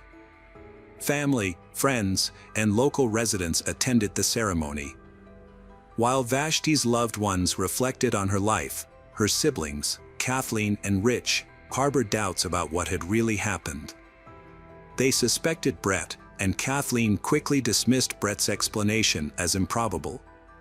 Kathleen, Rich, and Vashti lived in different states but remained close, frequently calling and visiting each other. Their loved ones were aware of the issues and conflicts in Vashti's marriage. Brett's comments after his wife's death were shocking. A large portrait of Vashti hung over the fireplace in their home. When her sister approached the photo to offer her condolences, Brett looked at Kathleen with irritation and expressed that he didn't want to discuss his wife. This response surprised the family members. Upon hearing about Vashti's death, her brother and sister contacted the county sheriff, insisting that she could not have taken her own life. They urged the police to treat the case as a potential murder and conduct a thorough investigation. The Rich and Kathleen closely observed the Brett's actions and shared valuable information with the police. By this point, the police, who sensed something was seriously wrong with the case, had begun to look more deeply into the lives of the Brett and Vashti. They appeared to be a happy couple who had been together for many years. They started dating in school, where Vashti was known as the school beauty and Brett was a promising athlete excelling in wrestling. They were very much in love and got married after a few years of dating. The couple held their wedding in Belize in 2004 and later settled in Brett's hometown of Kingman, Kansas, a small, friendly town with a population of just 3,000. There, they bought a house and started a family, welcoming 2 sons. At the time of the tragedy, their eldest son, Brendan, was 4 years old, and their youngest, Bronson, was 2. Friends and neighbors viewed the family as exemplary, unaware of the issues they faced behind the closed doors of the family. Brett often praised his wife to friends, yet he had concerns about her excessive dedication to her job in the HR department of an advertising agency. She frequently worked late, which bothered him.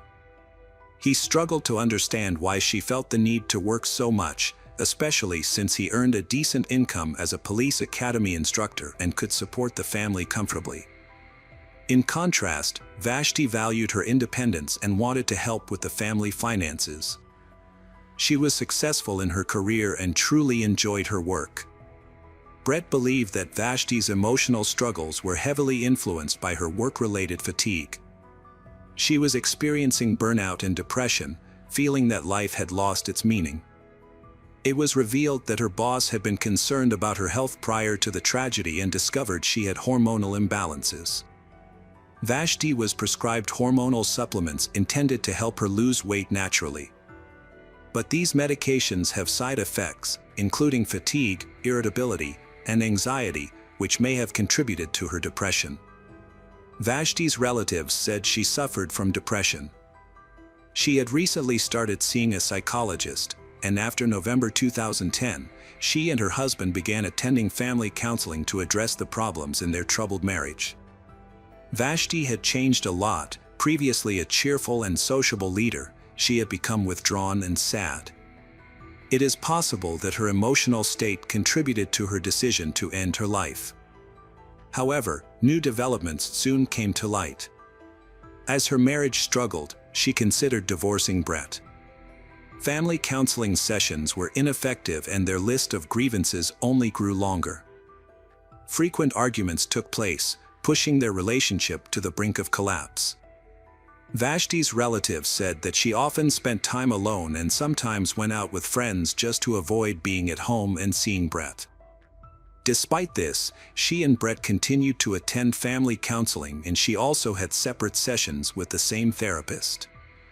However, Vashti's relatives could not accept that she would choose to die. They believed that she loved life, her children, and her family too much to take such a drastic step. Although there were challenges in the marriage and feelings of depression, they were not overwhelming. Additionally, they found it hard to believe that she could have started a fire in the house, putting her young children's lives at risk and leaving them without shelter. This idea seemed illogical to them. How could a loving and caring mother do something like that to her sons? Relatives shared that she would wake up every morning at 4 o'clock to prepare nutritious breakfasts for her children. She avoided store-bought baby food, choosing instead to make her own purees from fresh vegetables and cook wholesome porridge for them. When she learned that a boy in kindergarten had been diagnosed with cancer, she took it upon herself to support his family by raising funds for his treatment. She baked pancakes, sold them, and donated the proceeds to the boy's family. Everyone around her was convinced that such a mother would never abandon her children. Police considered both accounts of the incident. They considered the possibility that Brett might have been involved in the case. Police reviewed Brett's call. When they called 911, they found that Brett's voice sounded cold, emotionless, and distant, which gave the police the impression that he didn't care. According to the investigation, the police discovered that Brett isolated Vashti and the children from relatives and friends, limited communication, and considered his wife and children as his property. Vashti could only talk to family and friends when he was at work. Otherwise, he would get angry if anyone called her in his presence. The Brett exerted complete control over his family. The Kathleen described Brett as a narcissist and an abuser. He was strict not only with his wife but also with his sons. The Brett believed that even at a young age, boys needed to be treated harshly to become strong men. He never allowed his children to show weakness and often resorted to physical punishment. Brett trained them from an early age and taught them to fight. His harsh parenting methods caused tension within the family, contributing to the breakdown of the marriage. Finally, Vashti felt it was time to leave. A few days before the tragedy, Vashti met with a lawyer and filed for divorce. She wanted custody of the children but was open to them spending weekends with their father under her supervision. Although she was sad about the divorce, she would be free from Brett control for a long time. He had been controlling her since the beginning of their relationship. Vashti had big plans for her future, including a trip to Hawaii with her sister, tickets to a concert of her favorite band, and other travel plans. Without Brett by her side, she took charge of her life, focusing on healthy eating, exercise, and weight loss. She is in great shape and happy with the positive changes she has made. She recently went shopping with Kathleen and bought a lot of beautiful new clothes, which were still in the bags and with the tags still on at the time of the fire. She hasn't even had a chance to wear them. Those who knew Vashti sensed that something was off. It seemed impossible for her to abandon all her plans so suddenly. Despite feeling depressed, she remained excited and determined to move forward. However, she was unaware that her plans would never come to fruition. Just days before her tragic death, she served Brett with divorce papers, which infuriated him. Shortly after, she passed away. Could this have been mere coincidence? If she was indeed planning a divorce and preparing for a new chapter in her life while intending to raise her children alone, why would she choose to leave this world and abandon her beloved sons? This raised serious concerns for the police. The Kathleen informed police that Brett had consistently threatened his wife with violence and a lengthy divorce process. He had even warned her that he would take their children away if she decided to leave him. Out of fear, Vashti had put up with his behavior for a long time, but she could no longer tolerate living with her abusive husband and wanted to end their marriage as soon as possible. When Brett learned of the impending divorce, he was devastated and canceled a planned vacation with friends. He believed that threatening Vashti with taking away their children was the best way to win her back. He made it clear to her that he would do everything in his power to ensure she never saw her sons again, even if it meant moving them out of the country. This left Vashti very scared. That night, after receiving threats from Brett, she went to visit a friend. She then took the children away so that Brett would have time to think about where he was going. She believed that when she and the children returned, Brett would decide to leave and would not bother her with the children anymore. However, Brett had no intention of leaving.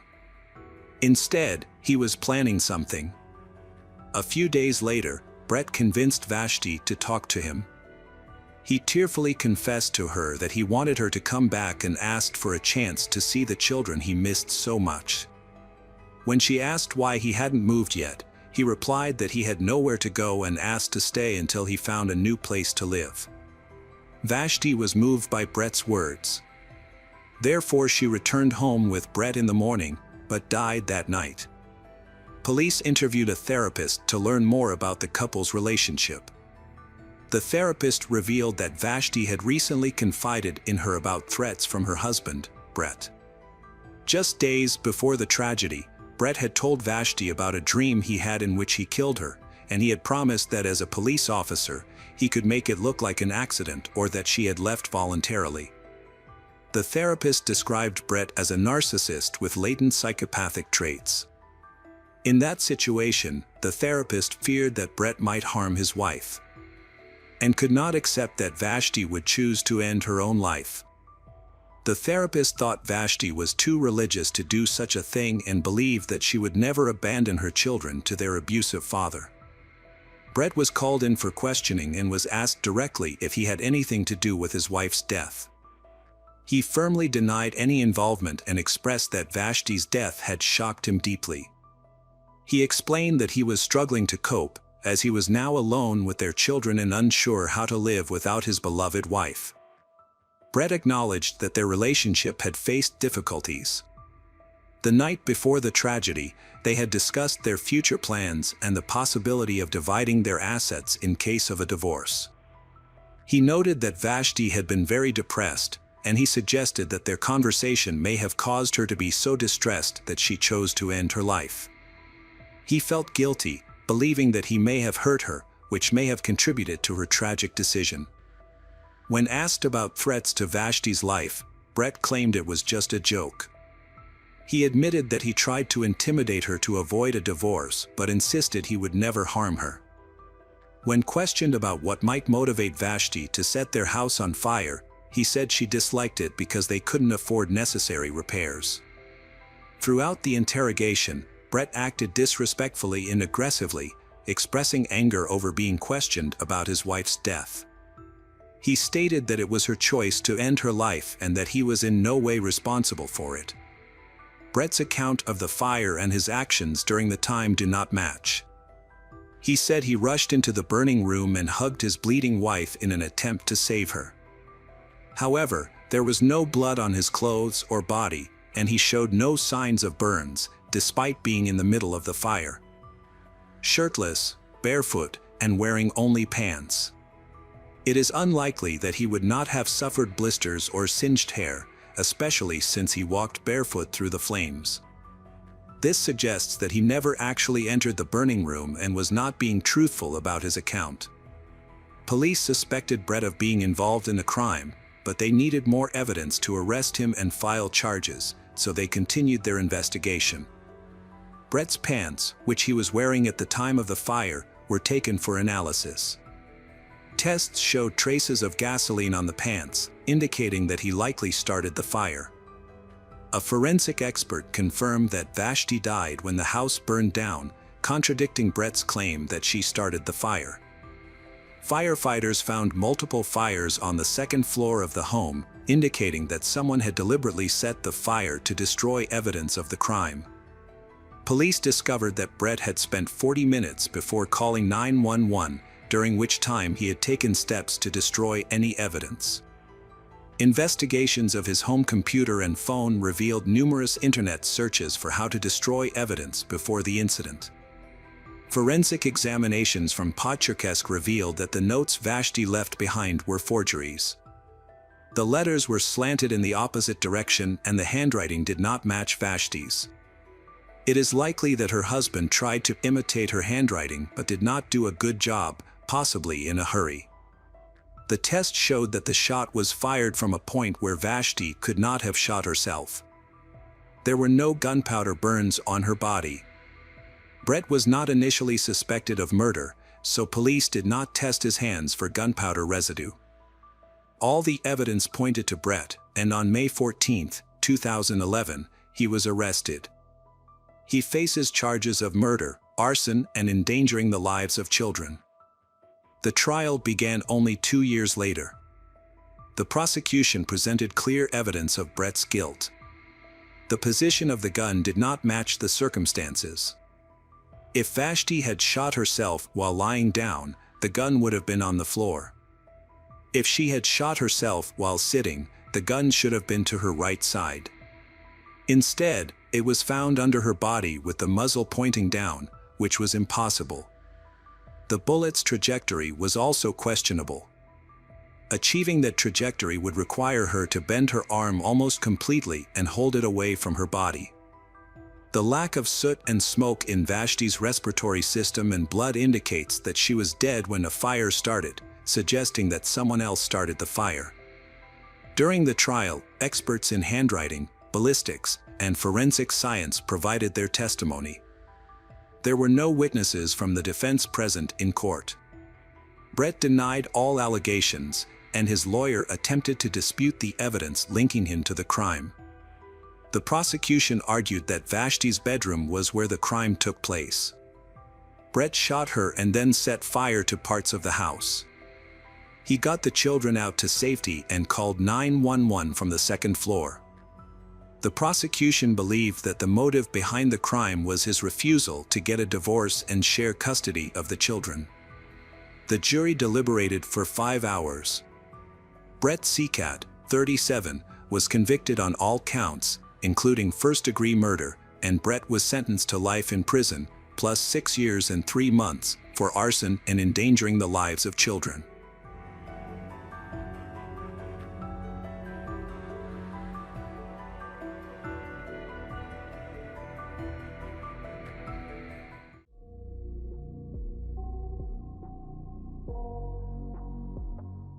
Hi everyone, thanks for returning. Let's unravel another horrible case. The case of Michaela Costanzo. Michaela Constance was born on May 3, 1994, in the small town of West Endeavor, Elko County, Nevada, USA. She was the youngest daughter of Celia and Theodore. She has 2 sisters named Christina and Delisha. She is famous for her cheerful personality, and she also easily spreading joy to her family and friends. She has a unique perspective on life.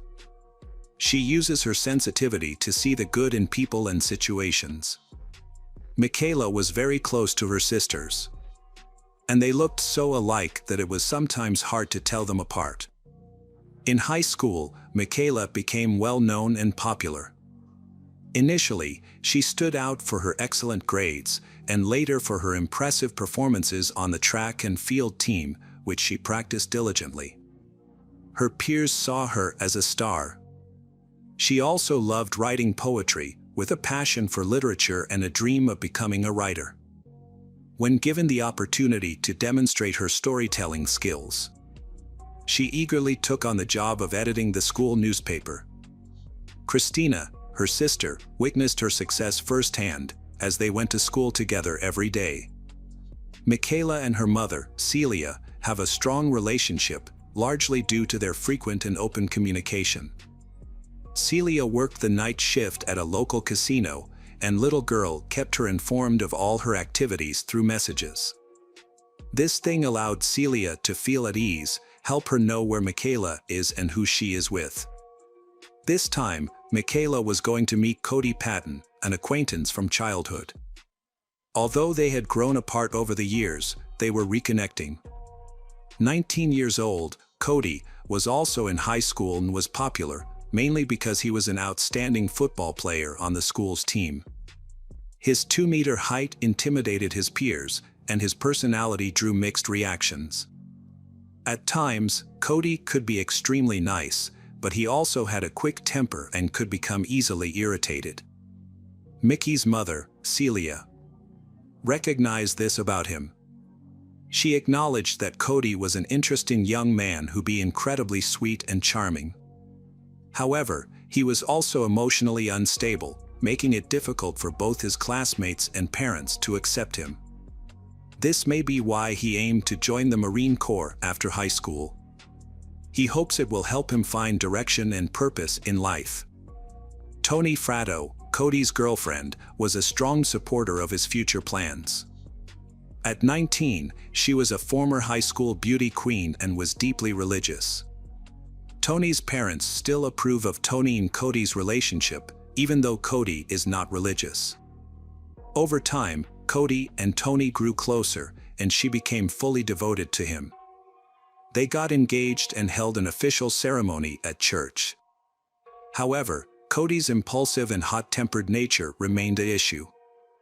After a heated argument with his father, Cody asked Tony if he could stay with her family. Her parents, Casey and Claude, hesitated when Tony suggested this idea, creating family tension. Tony's love for Cody, a young man with problems, was already a concern. Tony's parents feared that refusing Cody's request might lead their daughter to run away with him. So, they agreed to let Cody move in. They hope this will help them take care of their daughter, while also helping Cody succeed in the future. Over time, Tony's relationship with Cody's parents improved, and they acknowledged that Cody was not a stranger to their family. However, Tony remained uneasy. Even though Cody has proven to her that he wants to be with her, but she felt uncertain about their relationship, especially during his interactions with Michaela. Tony kept a diary to express her fears. She fears that Cody will fall in love with Michaela, and that he might leave her for Michaela. This tormented Tony, and her suspicions were not unfounded. Cody was secretly seeing someone else, but it wasn't Michaela, it was an older woman from out of town. Instead of reassuring Tony, he took advantage of her jealousy for his own amusement. He provoking her by interacting with Michaela in the school hallways and sending explicit texts. Tony responded to these provocations by publicly insulting Michaela. Michaela started a relationship with Javier, a young man from school. She wasn't interested in Cody, neither romantically nor as a friend. Therefore, it was unpleasant for her to encounter Tony, who was jealous and often insulted her. The situation worsened as Tony's attacks became more frequent, and arguments between Tony and Cody increased. They discussed their issues in front of classmates. On Thursday, March 3, 2011, Michaela went to school as usual. Christina informed Michaela that she couldn't pick Michaela's up after her running practice because she had a race out of town. Meanwhile, Cody had borrowed a van from a woman he was seeing and exchanged several text messages with Michaela throughout the day. After track practice, around 5 p.m., Michaela decided to walk home since it was only 2 kilometers away. As Michaela was leaving through the back door of the school, she encountered Cody. He attacked her, tied her hands, and forced her into a van. He then picked up Tony. They drove to the outskirts of town, to a vast desert area known as the Gravel Pits, about 8 kilometers west of the Nevada-Utah border. Once there, Cody and Tony pulled the girl out of the van, began beating her, and insulted her with horrible words. After hitting her several times with a shovel, they inflicted knife wounds on her and watched her die. They then removed Michaela's clothes and burned them along with her other belongings. Using the same shovel, Cody dug a shallow grave, placed the body inside, covered it with soil, camouflaged it with vegetation, and then fled the scene with Tony. When Michaela didn't show up and didn't answer calls or texts, her mother, Celia, became worried. As it was getting dark, she decided to leave work early. Celia returns home to find that her 2 older daughters, Christina and Delisha, have been asking around to see if they know where Michaela is. However, no one knows where Michaela is. So, she went to the police to report her youngest daughter, Michaela, missing. The West Wendy police immediately launched an investigation, led by experienced Detective Donald Beckham. When they asked Celia if she had been in contact with Michaela in the past few hours, she replied no. The next morning, the police interviewed Michaela's classmates and friends, including Cody. Cody declared that the last time he saw her was with her boyfriend in front of the school gate. However, this contradicted the accounts of other witnesses. They said they saw Michaela at the back of the building after school. Meanwhile, at home, Celia is extremely scared and uncertain. Delisha called and texted Michaela several times, hoping for a response. When they discovered Michaela hadn't come home the night before, Christina had dismissed it as teenage rebellion, but now she has changed her mind. Meanwhile, search parties scoured the desert around the city, while the police focused on questioning people close to Michaela, including her boyfriend Javier. He mentioned that Michaela was not someone who would hide things or act strangely. After 2 days of searching, investigators found several unusual things in the desert. They found fresh tire tracks, leading to a spot with fresh blood stains. There was also a suspicious-looking mound of dirt, covered in bushes. Detectives alerted forensic experts, and they quickly arrived at the scene. Upon excavation, they found Michaela's body, showing signs of beatings on her face and neck. A tie was also found in her hand. The police then reviewed the school CCTV footage for more evidence. As soon as Michaela's family was informed that her body had been found, Delisha broke down completely. Delisha felt as if a part of her had been taken away. She couldn't work or focus on anything because she kept thinking about her younger sister's image, Michaela. Investigators have begun looking into Michaela's phone activity and her social connections. They discovered that at the time Michaela went missing, she had been calling and texting Cody, making him a suspect in the case. Further evidence came from school surveillance footage, which showed she and Cody together in the hallway leading to the exit. A few minutes later, she was gone. On the evening of March 6th, Cody arrived at the police station for questioning, accompanied by his father, Keith. During the interrogation, officers showed him video footage from the school's surveillance cameras, but he insisted he was not involved in the incident. Meanwhile, lawyers and investigators gave Cody time to review the case materials and allowed him to speak privately with Keith.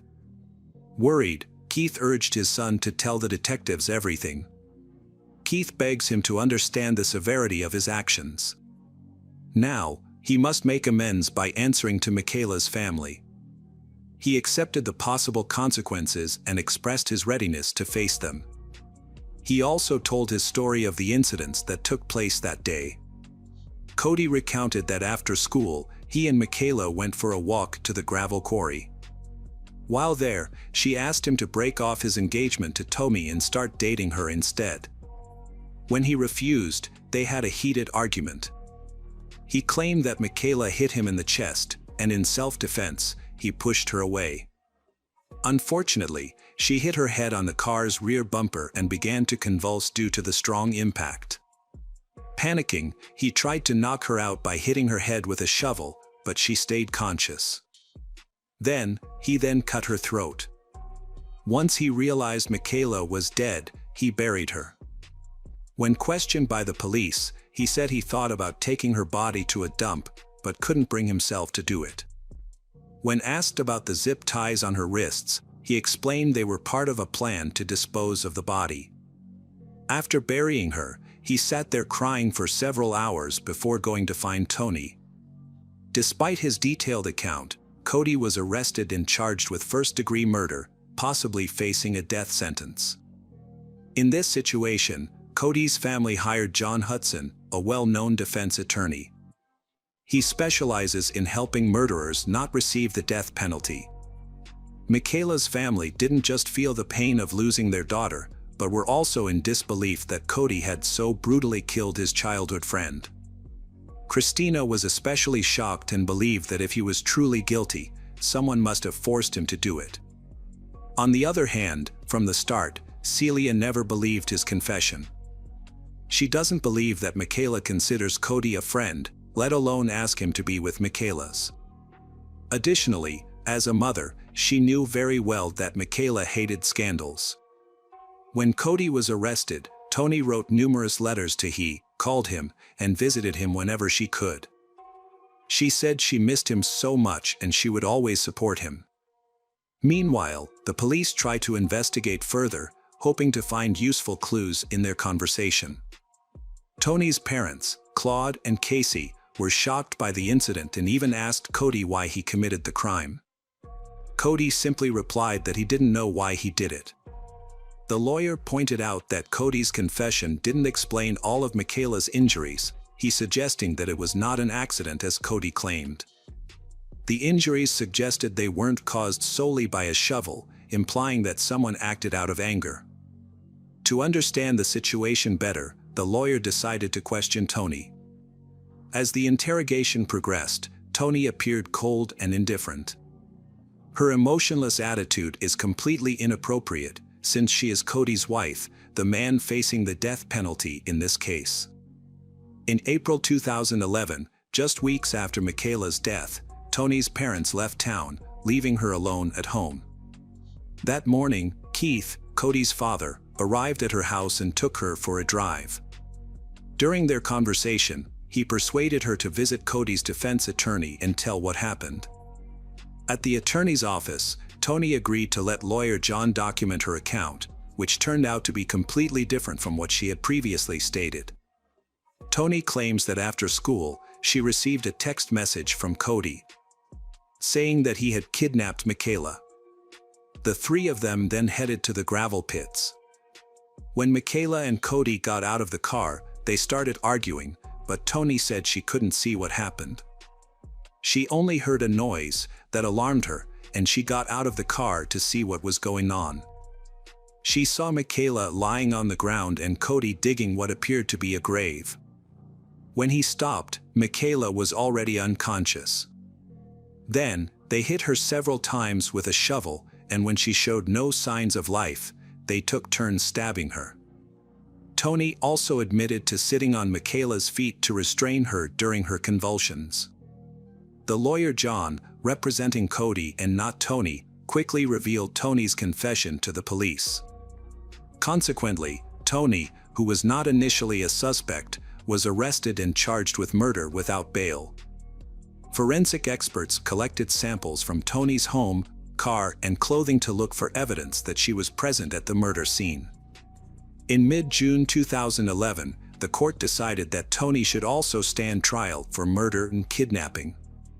The preliminary hearing was set for August 2nd, but in January 2012, Tony accepted a plea deal to avoid the death penalty. She pleaded guilty to second-degree murder.